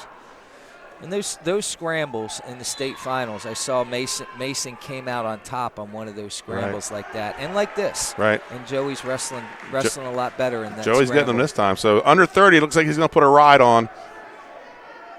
And, he's going to run a wrist in a bar. Not that was double wrist, Kurt, wasn't it? Yeah, he's liking that, call it the Blair ride or the Eagle ride, we used to call it. But he's liking that wrist ride there. He's pretty tough with it. So here he gets the 3 takedowns, and now he takes a little steam out of him, some time off the clock. We talked about it earlier in the match, how important, even though in high school there's no riding time, how important that time is that he rides. To be able to close off, he got that last takedown with about 30 seconds left and would be able to close off the period on top after 3 takedowns. That was a big end of the period for him. So Nattercola is going to defer, and Ankrum's going to go to his feet. 6-2 lead for Joe Nattercola. Rematch of last year's 106-pound state championship match that Ankrum won. That's going to be a takedown. And looking at a good cradle. More, keeping his feet in bounds. He's very confident right there. Yeah, trying to keep him in bounds. His body language he's exuding confidence right now. Yeah. And he's going to put him back up.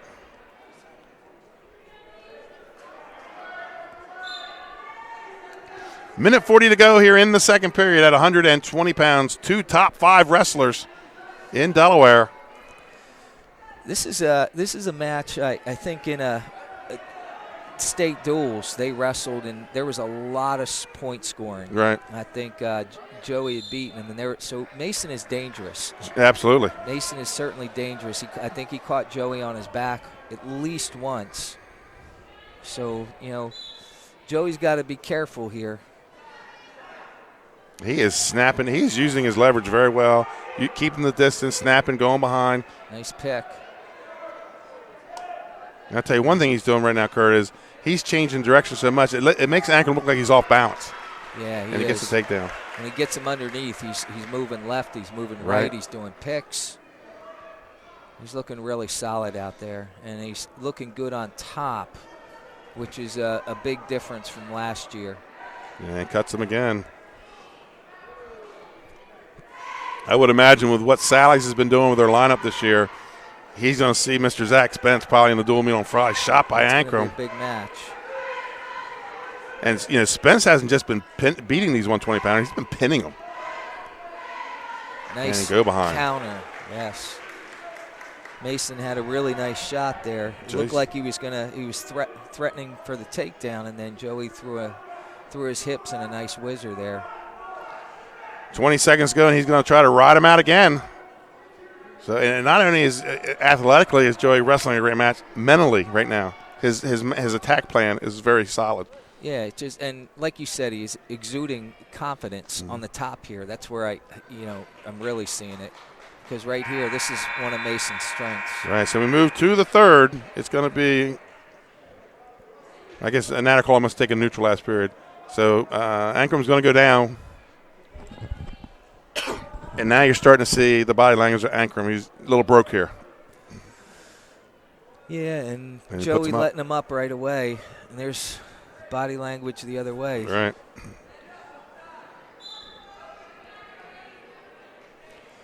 Third period underway. 12-5 lead for Joe Natacola.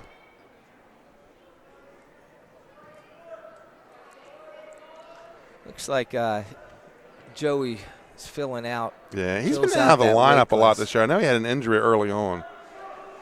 Yeah, he did. It took a little bit for him to get in shape, wrestling shape after that. And another go behind.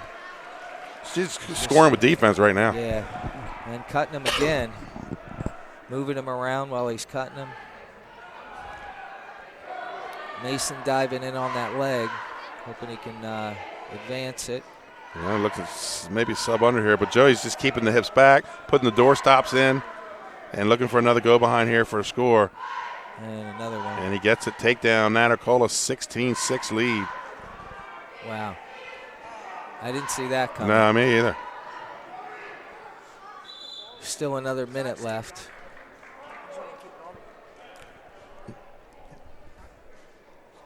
Joey looking over at Coach Harris to see what to do. He's going to put him up again. Yep.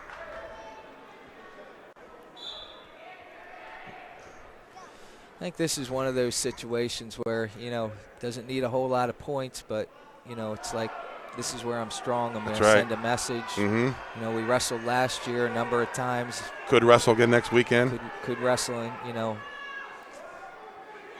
Oh, might get a defensive or a fall with no control.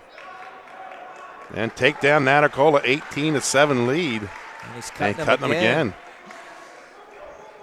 With only 30 seconds left. Coach Harris yelling one more. And they're out of bounds and neutral. I guess he didn't think he had control. 24 seconds left on the restart from neutral.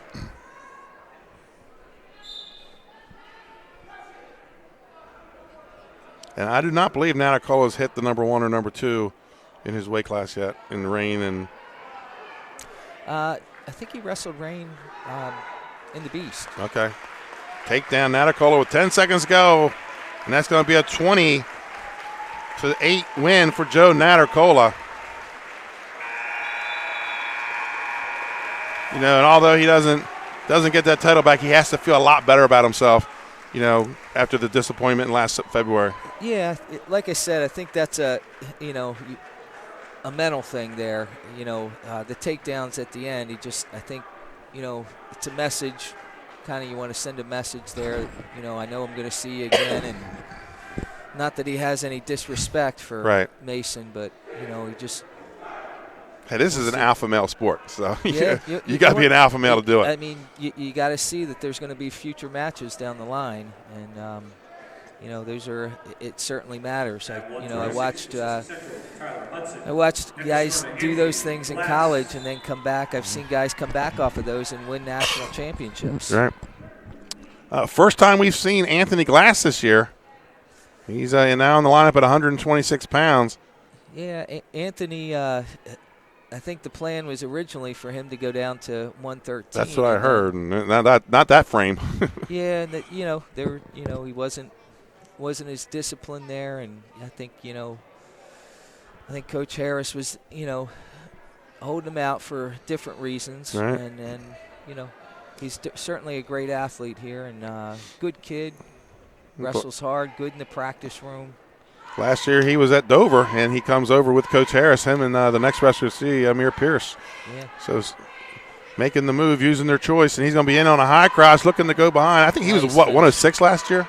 Yes. He and Joey wrestled, and I think he wrestled Mason in the States. Right.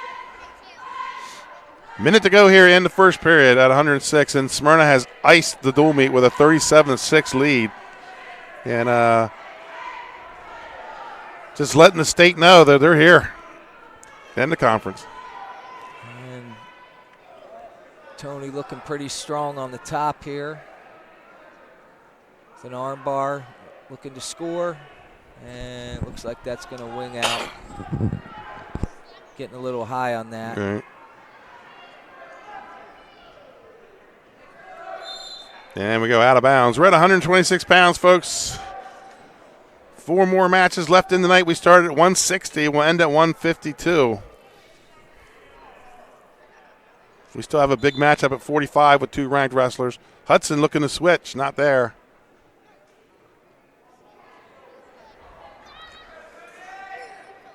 Thought I would see more, some more of that Sally's people here tonight checking things out, but maybe they're just doing it through the broadcast. They might have a dual. They might have a dual, yeah. Oh, suck back. Gets a 1 count. Gets a 2 count there. 3. Tony, yeah, he wanted to. You finish that front head and arm, yeah. He wanted to capitalize on that. He should have come over the head, but 2 back. Didn't have time. So we move to the second period with a 4-0 lead for Anthony Glass. Maybe making the biggest jumps in weight this year, going from 106 to 126. Kurt, who's one of the, in your history, here in Delaware, who's the guy that you saw made the biggest growth as far as going from one weight class to another? That's easy. Bobby Telford. Absolutely. Yes, it was.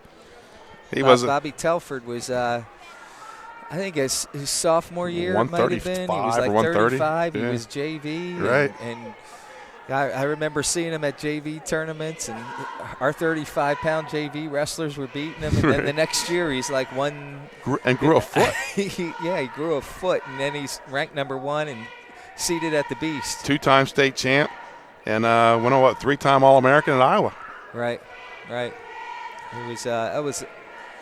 After that, everybody else was trying to get their kids to grow. hanging them from their toes from trees out back, and that's the blueprint for becoming nationally ranked. Right. So Tony's got he's got a ways to go. Oh wow. That's a message for all the parents that think you have to cut your kid down to be a good wrestler. Here's a guy that grew 100 pounds. 100 pounds. Wow. Yeah, so moms, feed your kids. That's right. Don't think that wrestling you have to starve them and hold them down to weight. Feed your kids. Your son Kale nodding his head over here. He's nodding. He eats well. 7-0 lead for Anthony Glass. 40 seconds to go here in the second period.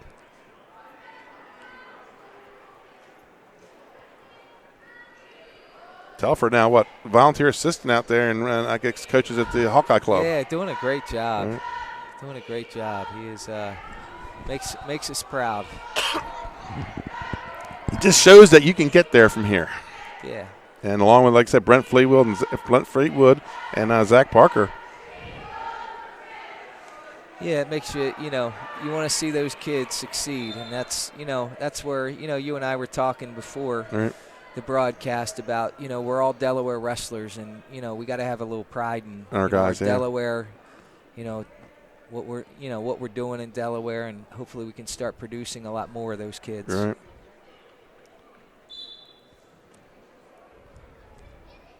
Switch attempt by Hudson, just not there. Hudson comes up, he's another young kid for the Golden Knights. He's a sophomore, and you got Al Chokichi out of the lineup, steps up a state qualifier, state place winner last year, filling in. So a lot of depth here for the Eagles. Yeah, and this was senior night. You saw the two seniors. It was three. It was 3 counting the manager. Right. So so it's a lot of the teams in the conference are young this year. Milford, they're only going to lose 2-3 guys. I think CR maybe 2-3 guys. Central not losing a lot. I would say, and it looks well for our state, and hopefully we can build in the off season and try to get a lot of these guys wrestling in the off season. Right. These guys that are out here wrestling right now would certainly benefit from freestyle and Greco. Right. That's one of the things that I just see guys. Takedown for Hudson. Well, oh wow, quick reversal. We talk about kids get scared when you say freestyle and Greco. It scares them away, but it's wrestling. That's where kids make the biggest growth. Right. Is during that spring season, and because that's where they fall in love with it. Right. That's when you really fall in love with the sport, is when you start doing that stuff and you see how things you do when you wrestle Greco, you're forced to do it. Right. And you never would do it in a normal scholastic season, but you're forced to do things, and you can score with things that you do all the time, Sure. like duck unders and drags.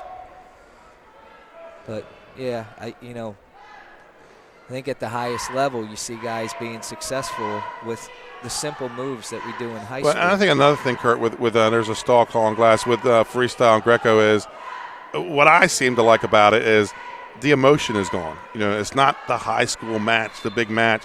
The emotions are gone from those freestyle Greco matches, and they're kind of fun. The atmosphere is a little more fun. And I see, just to piggyback on that, I see different emotions. I see kids that, like you said, enjoying themselves. Right. And, the kids that they compete with all year long and against, and they're on the other side of the mat from, they're partners with, and they're hanging out with them at the tournaments, and they're all having fun and cheering for each other. And right. I think it's a great thing about freestyle and Greco is the kids go to they have to go to the same places to practice, and then they get to know other kids from other teams. And folks that are watching the broadcast and don't know, Kurt has already started the Blue Hen Wrestling Club, and on Sundays here right now at Smyrna High School, and with the younger group, with the middle school and the elementary kids, and the older kids are invited. Right. Talk about what time that starts on Sundays. We go from 12 to 2, and we try to stay away from like morning stuff. Right. For people. So 12 to 2, and then we're gonna transition that right into the postseason, and we're gonna be doing freestyle and Greco here. It's a 9-4 win for Anthony Glass. And Kurt, let's talk about the locations coming up in the spring. There's going to be 2 sites. Talk about it. Well, in the spring, as soon as March comes, we defer to the all-star practices, senior all-star matches. So we'll go practice wherever they are, and there's practices at Smyrna, Caesar Rodney, and Middletown. And as soon as that ends, the next day, I think it's March 20th, we'll start with our first freestyle Greco scholastic freestyle practice, and that'll be at Milford. Right. So Wednesday practices will be at Milford, and Monday practices will be at Hodgson. Okay, there's the info. It's out there for you folks. Kurt, one thing I noticed, Sussex Central's trailing 40-6. They haven't had a win since the first match of the night, and Sappho runs out to the center circle ready to go. Nice big double leg here off by Pearce, by Amir, and he's going to get the first takedown. Oh, yes, he's got it. But, Sappho came right out, easy to put your head down in this situation, but he knows this is a battle between 4 and 6. Certainly. You talk about body language, and, that says something to your team. Right. I'm not, I'm fighting for you guys, even though I know we can't win this dual meet yet right now, but I'm going to fight here and, try to win this match, and hopefully we can salvage something, put some points on the board. Take down with team. a Merkel. I'll tell you one thing about I've known Javon Sappho since he was in about the 3rd grade, and there is no quitting this kid. He is just he may not be your most technical wrestler, but he's going to give you 6 minutes. Well, these guys are both athletic, and that, judging by that, that shot by Amir right off the bat, this is going to be a blockbuster here. These guys are going to go back and forth. Yep, Sappho almost pinned himself. Big lat drop by. He's going to get the reversal. They're going back and forth here. Yeah, this is one of those matches where one guy throws the kitchen sink and the other guy throws the refrigerator. They're coming after it. And they're throwing the same moves. There's that Merkel right there. This is great. I love wrestling like this. Sappho looks like he's got Peterson. Just doesn't have the arm quite right. Amir needs to pull his arm out there. 34 seconds to go. We got 7 points on the board halfway through the first period. And there's an escape. Escape by Sappho, 4-4.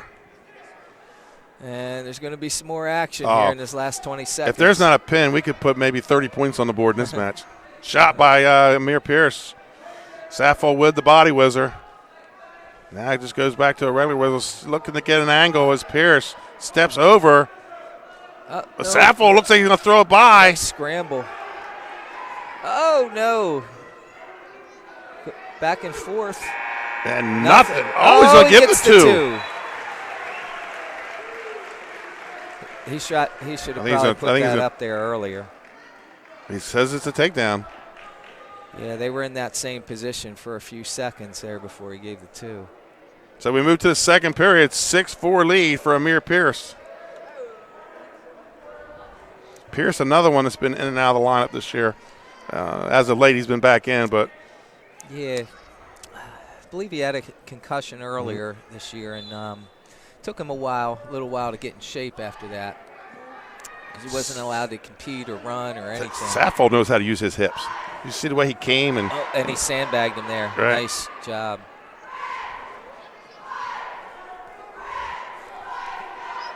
Amir scored with that lat drop in the first period. Sappho was smart to it there. Sappho looks like he's going for a reinforced bar, but appears able to bring the arm forward. That's another thing about Sappho. He's got a tank. You don't Granby into that. Sappho's got a gas tank. He can go the 6 minutes. I noticed last week Pearce struggling late in the third with conditioning. Yeah, we'll see how that plays out here. Looks Sappho like looking to tilt. Looks like it might be playing out here. He's got Amir stuck on his belly, threatening to turn. Amir's got to fight that hand out. Minute to go, second period at 132. Number 4 ranked Javon Sappho up against number 6 ranked Amir Pearce. Pearce has spent most of the season at number 3. 45 to go, second period. And here's another example of where that ride matters. Right. Even though Pearce is fighting him off underneath there, that's wearing him out. Yes, it is. And he's carrying the weight and trying to fight the turn in a stalemate with 31 seconds to go. That benefited Pearce. He's got 30 seconds. He's got a first move. He can try to get to his feet. I think that's your stalemate before I start stalling call there. Those aggressive That's stalls. Right. Yeah.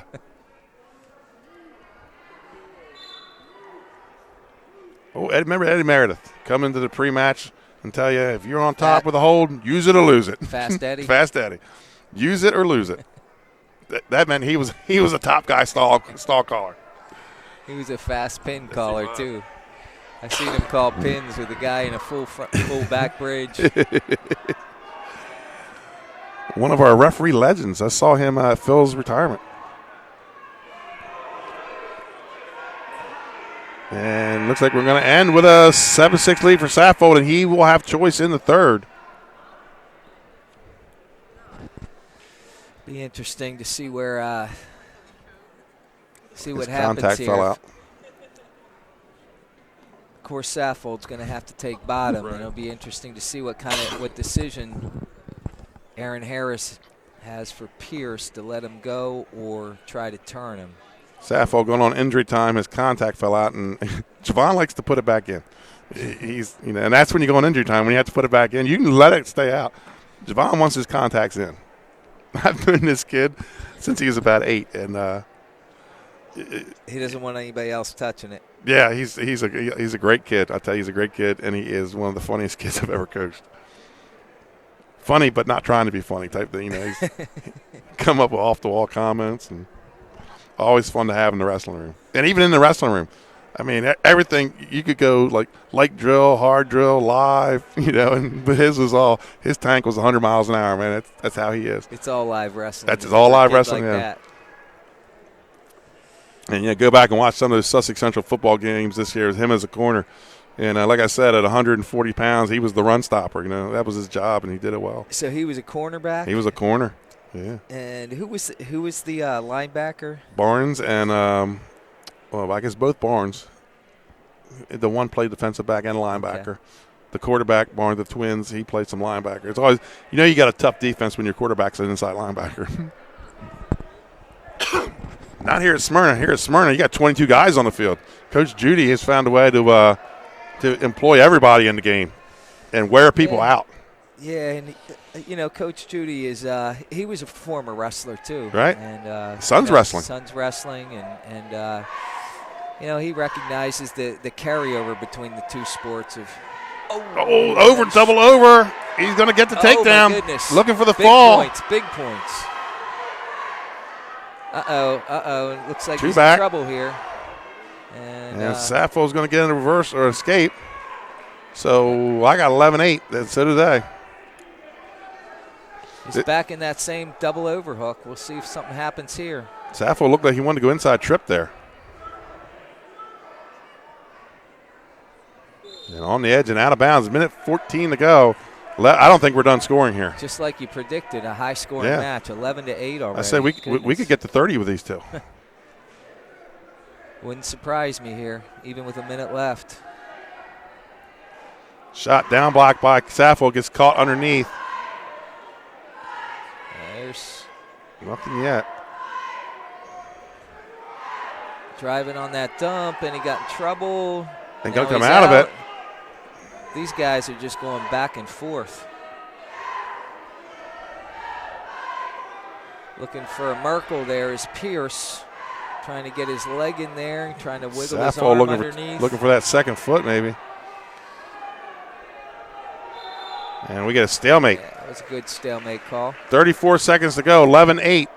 Aggressive for stalemate. Pearce, yeah.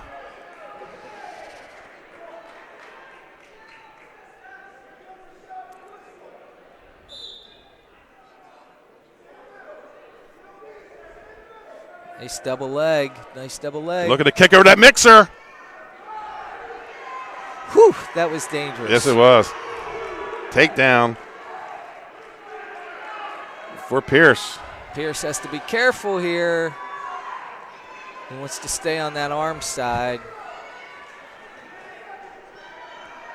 Getting back. Who does Sappho remind you of in that position? Dakota Kerr. There's another one I was thinking of. My knucklehead. Trey. Yeah. 16-8 major decision. Yeah, Dakota Kerr loved that. He was that type of wrestler too, yeah. I mean, guys like that, guys like Sappho, I'm going to win it. I got to win this match, and this is how I'm going to do it. Sometimes I think, I try not to coach those moves because they go for that instead of solid technique, and they sacrifice, easy points for the possibility of a pin or a big move.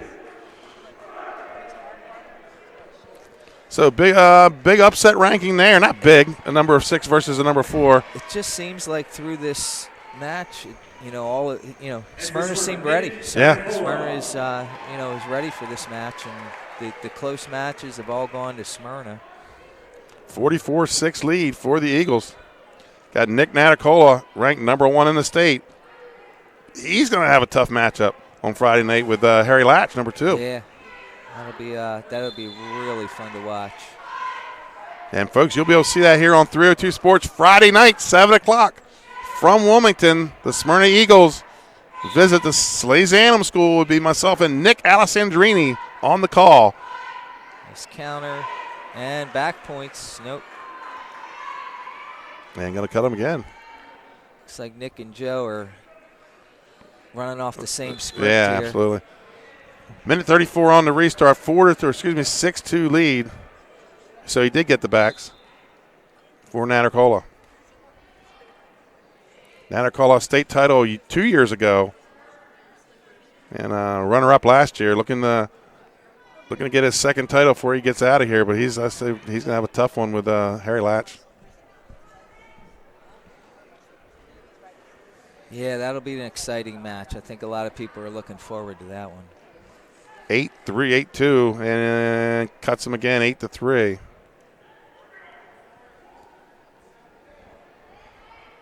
This and 2 matches left in the night.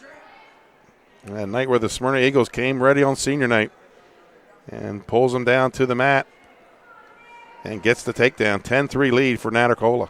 Looks like he's looking for backs here. So he might be looking for a spladle. Folks, after the last match, we'll take a commercial time out and we'll come back. Me and Kurt will talk about who our Hammer Award winner is, the wrestler of the night. Brought to you by the Henley Open Hammers Wrestling Club. And Nanacola going to put him up. Cole smartly dropped that hip when Nick was reaching for the spladle. He knew what he was coming for and dropped his hip. Shot by Nanacola in deep on a double. Trying to rock him up for backs here. Now looking for a cross arm. Nope.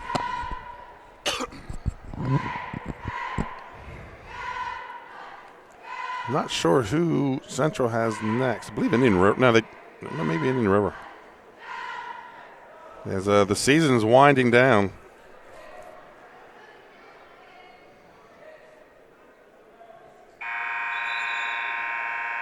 So we move to the second period with a 12-4 lead. Already built the major for Nanacola.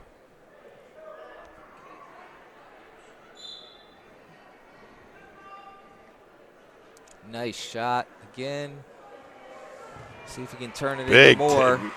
There's at least 5 on that. Looking for the pin. Trying to squeeze down on Plenty it. of time. That's a long time to fight, and it's not going to happen. That's a fall for Nick Nanacola. And the Eagles strike 50. Milford. As we said, talking about down the line for the Golden Knights, they have 2 matches left. A couple of rivalry matches, inter-district match against Indian River on Friday, and then next Wednesday, the crosstown battle with Sussex Tech. So a couple big matches left for them, another Northern Division match. It looks like Tech, with the win over William Penn, they could get into the state duels, Kurt. Yeah, it's with the new format with 8 teams in there. That's Sussex Tech. What a great way to bring a little wrestling enthusiasm into your school and community with qualifying for the state tournament. They've been there 2 other times. Yeah. Back in 2009, 2010. And every time it happens, they get that. They get a little excitement. So here we go, a battle of 2 ranked wrestlers. Number 6, Brandon Greenlee for Sussex Central, and number 4, Bryce Mullen of Smyrna.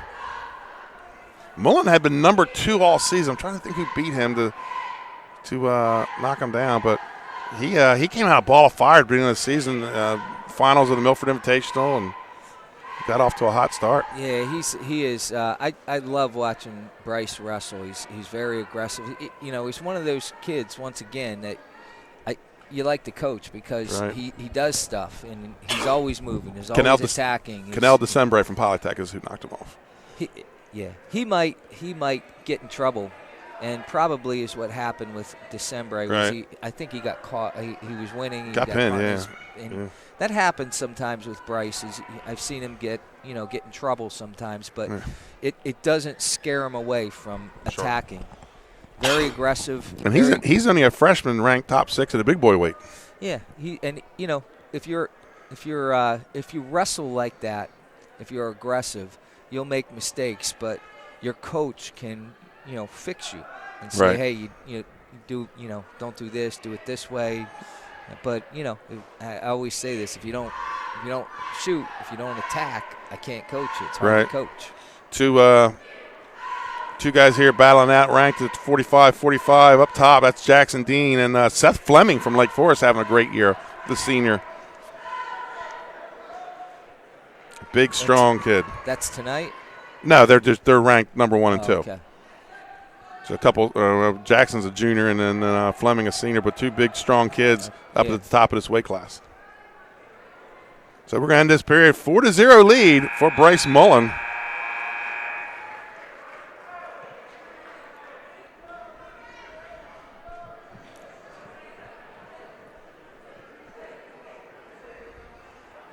I don't think Mullen CR pulled a move and ran Ben Anderson up. So Mullen did not wrestle Jackson. And I don't think Lake Forest and Smyrna have a duel. Remember back probably when you first started coaching, everybody wrestled everybody back then. Yeah. You know, and I think I like the way they do it. It opened up, gives the schools in either division more opportunity to wrestle other schools outside their conference, within their division. Yeah. Otherwise, you might not see a Sally's Smyrna match Friday night. Right. You know, it gives both sides, big and small schools, flexibility to make their own schedules. And, I like it. I always liked it because I like to manipulate the schedule and make it work for our team. However good the team is that year, I like to try to match the schedule to fit how good the team is. And it gives schools opportunities with the new dual meet tournament. Smyrna and CR over the years, it opened up a chance to wrestle McDonough, which you guys now have a series with. Right. And down the stretch, CR wrestled Mount St. Joe's one year, McDonough another. You get national champs in here like Miles Martin when they're in high school. Right. Right. And those are things those kinds of matches are things that make wrestling make our sport better. Right. I think, and then it allows the smaller schools to find ways to get solid matchups for their kids, so that they can get them ready for the conference tournament. Both Smyrna and CR took a bite out of the Blair apple down the road there a couple of years back. You both went up there and got a little taste of that. Yeah. Stalling call on Mullen. I think you were about to say butt kickings, but I know CR took one. It was like 66-6 before they left Blairstown. I think there was. I don't think we ever got shut out by him. But well, I know the year CR went to Blairstown on a Friday night, and the school told the Blair kids they had 2 choices: study hall or the wrestling match. And so they chose the wrestling match. It was this packed, crazy house. You got Mark Gray, you got Evan Silver, you got the kid, 45-pounder Ryan Young wrestled a great match. But CR gets a win. It was 2 JV guys up against each other because the varsity starters were hurt. It's always funny when that happens.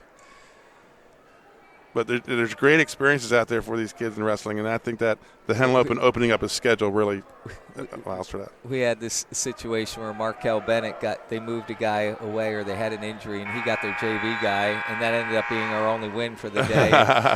The whole way back, he was bragging the whole way back, and talking to Brent Fleetwood. Right. I beat Blair, you didn't. Right. Third period at 145 pounds.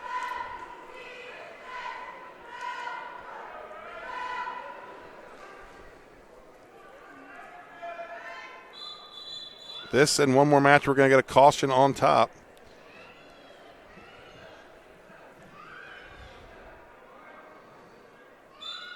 And we're underway. Third period, 50-6 lead for the Smyrna Eagles here in the dual meet.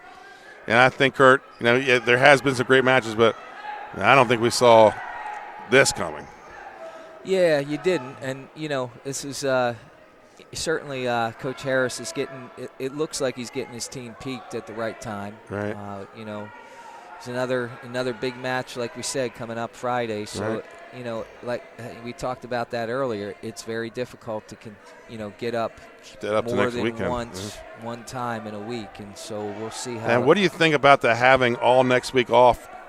A lot of teams are going to have a Wednesday match, even if it's not a big match. Do you think that helps or hurts Smyrna if they're peaking like this right now to then take all those days off? I think it's very important, especially, who knows what's going to happen on Friday. Right. I think it's important for both Sally's and Smyrna to have that week off. Okay. I always was like a lot of times the state duels earlier when it was on a Tuesday. Right. You know, we sometimes would have a match on Friday and Saturday. Right. And then come back and wrestle the state duels 2 days And we've later. been fortunate this year not to have any snow. We're going to get some back points here in the cradle by Greenlee. He's looking for a fall, and he's close. He gets it. So Brandon Greenlee wins the battle of the ranked wrestlers, and the Knights get their second win of the night. That was a big turn of events. Yeah. Nice. I didn't even see how he locked that up. He just kind of Mullins sat, and he just got himself in the cradle in a good position. And so the last match of the night, number 4, Devin Pearsall for the Golden Knights. This kid's athletic, and he's going up against Logan Koski from Smyrna at 152 pounds. Oh, Pearsall has a lot of varsity experience. Yes, he does, yeah. And this would be Koski's. This is his first year on Koski, varsity. a junior, 17 and 14. Pearsall, 27 and 11. Kurt, I'm starting to wonder. I think the 100 win plateau may be too low now. These kids are wrestling almost 50 matches a year, especially if they're a 4-year starter. You know, So what do you think the plateau should be? Got to go 150 or 125 or something. I don't know. I think it's something special. It is. 100 I wins. still agree it is. But for a 4-year guy, if you're hitting 100 in your senior year, you're 500. You're batting 500. Yeah, well, the rules haven't changed in recent years. Right, so just the kids, getting more matches now. Yeah, well, so you're getting a lot of these. Like Milford has the a lot of these tournaments are going to the pool, so you're leaving tournaments with 7-8 matches. Right. So yeah, I don't Stall know. call on that with 4-0 lead for Pearsall. Just food for thought. Wonder if it's time to raise the plateau. We look at a big banner over here to our right, and underneath it, Tony Wiest, 132 wins. That's, you can't raise it to 150. You'd only have one kid on it. That's right. Well, you have to start a new banner. You have to make it white with red letters. Be the millennial win list. But wrestling's changed. A lot more matches. I guess wrestling hasn't changed, but the rules have allowed for a lot more matches, which I think is great. You think about back when you were in school, how many matches you wrestled in high 25 school? a year, 25. I had a total of 108 matches. Right. So, that's going 4 years. Right. Some kids get close to 100 in 1 year. Right. 6-1 lead for Devin Pearsall. And the Knights looking to close out the night with a couple of wins. Folks, after this match, we'll take a quick commercial timeout, come back, and Kurt Howell's going to let us know who the Hammer Award winner is, the wrestler of the night. As the first period winds down, 10 seconds to go. Pearsall in with a boot on the left side and working the looking for a cradle. The words will come in a minute. He was looking for a cradle, I think. Power half he had on the other side. Oh, goodness. Looked like he came back to a cradle, yeah. Pearsall goes to the second period with a 6-1 lead. The Smyrna Eagles, 50-12 with the lead. They have Sally's on Friday night to end their season, in Sussex Central with Indian River Friday night and Sussex Tech. And that's a big rivalry downstate. Sussex Tech in all sports, whenever they have to wrestle or compete against another team in the county. And then you got old Scott Layfield, former state champ for Sussex Central. So can makes a Sussex Central Sussex Tech match fun. Yeah, I think, of course, the kids come from the same school district. Right. So, it's always, when you wrestle Sussex Tech downstate, you always, you're downstate, you want to beat them because you want to say, okay, this is our district. We got bragging rights. Some of our kids are over there, and some of the kids that came up in our district. Oh, Koski goes behind, but it's from his feet, so no reversal. No, it was Pearsall got an escape, but he gets the takedown. He makes it 7-3. Followed it up with a nice return.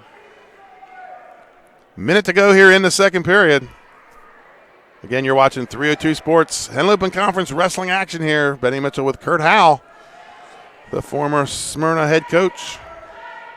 Logan needs to throw another leg in there. Little quad stance coming up for Pearsall, trying to isolate the grip. Yeah, he's going to get the good hips on this kid. And he's going to look to go behind. Way to stretch that double leg out. And 35 seconds to go on the restart. 8-3 lead for Devin Pearsall. 152. Looks like it could be a competitive weight class. You got the freshman Nick Hall, ranked number 1 in the state, followed by Gabe DeGraff and Rita Caesar Rodney. And floating around, looking at the weights, Liam O'Connor's been weighing in light all season, and he has a win over Hall at the Beast. So, is he going to make the drop from 60? We'll see. I don't know. That's a real tough weight class if he comes in there. Oh, high crotch by Pearsall. That was a sweet one. Now throws it down a little. Nice counter. He's almost. And not going to get anything. I almost pinned him.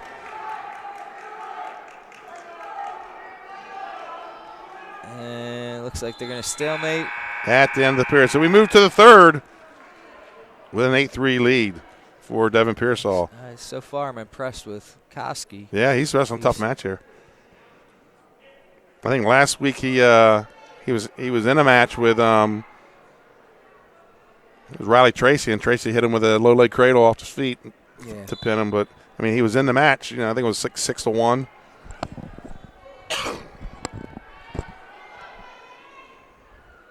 And the riders are tough through there from 38 through, actually 26 through 60. They're pretty tough. They just got to learn to do damage there. Yeah. And if you're wrestling, they got big points against Smyrna there. Right. And that's what made that dual meet really close. And interesting to have that many ranked guys all in a row like they have. Most teams, like even Smyrna, they're a little more spread out. You get 3 or 4 in a row, but they got like 6 guys right in a row. Is that Caesar Rodney? Yeah, they got like 6 right in a row. Smyrna, I think the biggest one, they have like 4 in a row maybe. Yeah, like 4 in a row. Yeah, it looks like 120 to 145. Right. 26 is going to be another interesting weight class with another freshman, Alex Poor up top, and Mike Primo. You throw in a Tajon Knight. It's going to be interesting. We're starting to see, Kurt, I think over the last 4 or 5 years, we're starting to know who was going to be in the finals. And this year, I don't think we know that in a lot of weight classes. I think there's a little more parity this year than there has been in recent years. Yeah, I think the same could be said with the teams. Yes. Mm-hmm. It's a lot of parity. And I think it tells us wrestling's coming back as a whole in Delaware. Yeah. We're getting ready to hit a peak again. I think the kids programs upstate are starting up again, and I think kids are getting more experienced. And hopefully we can get, like I said before, hopefully we can get these kids wrestling in the off season, doing some freestyle and Greco, and getting, bringing them up and developing the younger kids. And you're doing a great job with the Hammers and Damien with the Smyrna wrestlers. And there's 2 back. So 10-3 lead as the clock winds down, folks, here on our last match of the night. And it looks like Sussex Central, who took a beating here, is going to end it with a couple of wins. And that's what's going to happen. Pearsall with the win. So your final score, Smyrna 50, Indian, or I keep talking about that match on Friday night. Sussex Central 15, folks. We'll be right back after this commercial. And we're going to tell you who the wrestler of the night is. The Hammer Award. We'll be right back.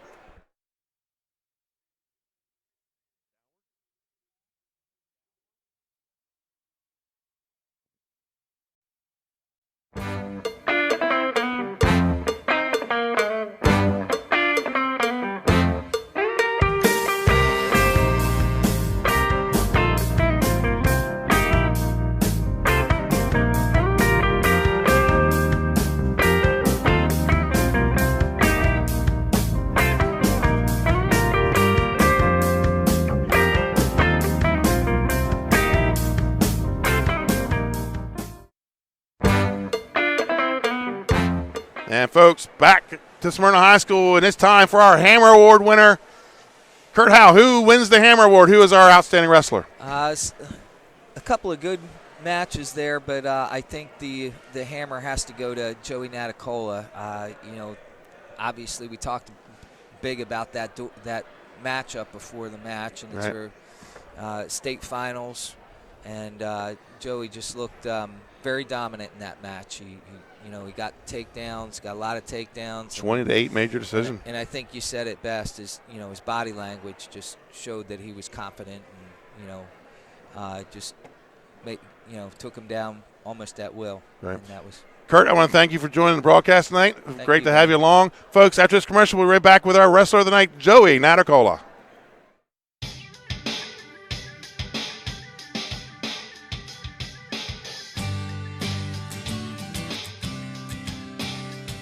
Solo Concepts is the premier restaurant group in Southern Delaware.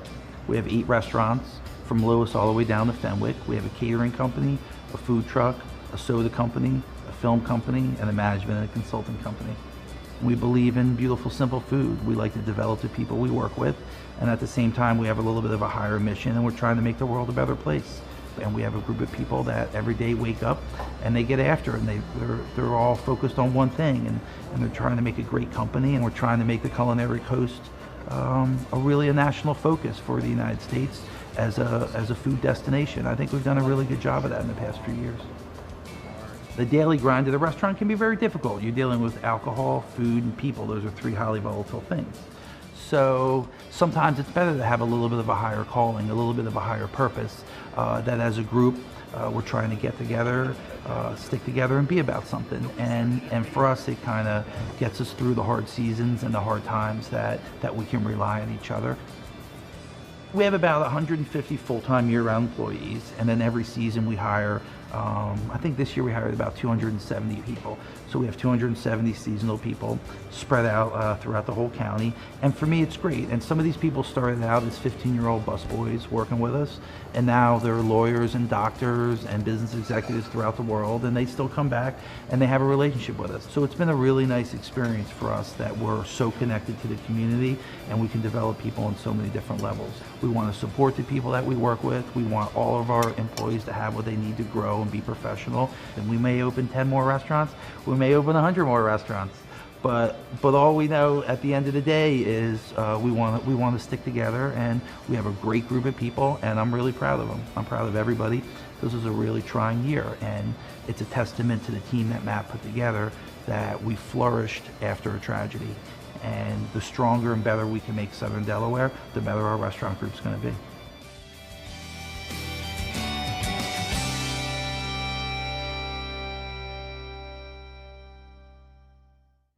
And welcome back to Smyrna High School, folks. Sitting next to me right here, Joey Natacola. He's our Hammer Award winner of the night. Joey, not your best night last February, but tonight, did you send a message? I mean, 20-8. What was your thought? First of all, what was your thought going into the match, knowing you had the guy that beat your first state title last year? I had to send a message. Right. It had to happen.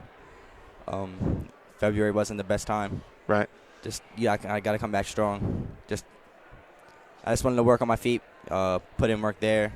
I didn't want to let him get too comfortable on top or underneath.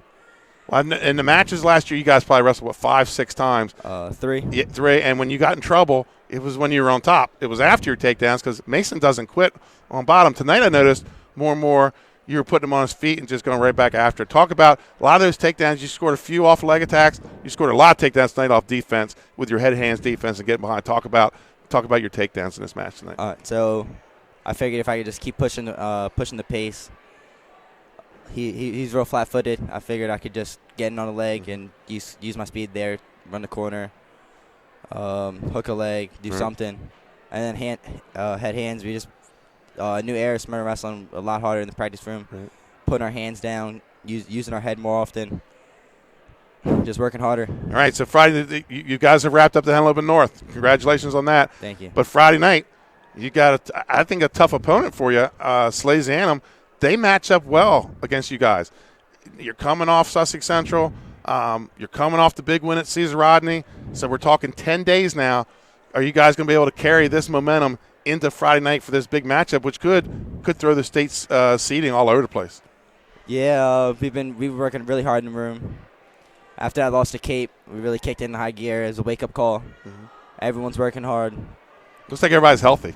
Yeah, finally get everyone to line up. I mean, this is the last weekend. I think was the first time I've seen the Smyrna full lineup. Caesar Rodney, yeah. Right. So our Hammer of the night, Joe Natacola, folks. Look for his picture on Twitter and Facebook and Instagram. We'll have them up there. They're headed, and we're going to be there. They're headed to Wilmington on Friday night to take on Salesianum. Number 1 seed could be on the line. So Smyrna and Salesianum Friday night. Folks, thanks for joining our broadcast. I'm Benny Mitchell for Kurt Howe and Cale Howe. Have a good night.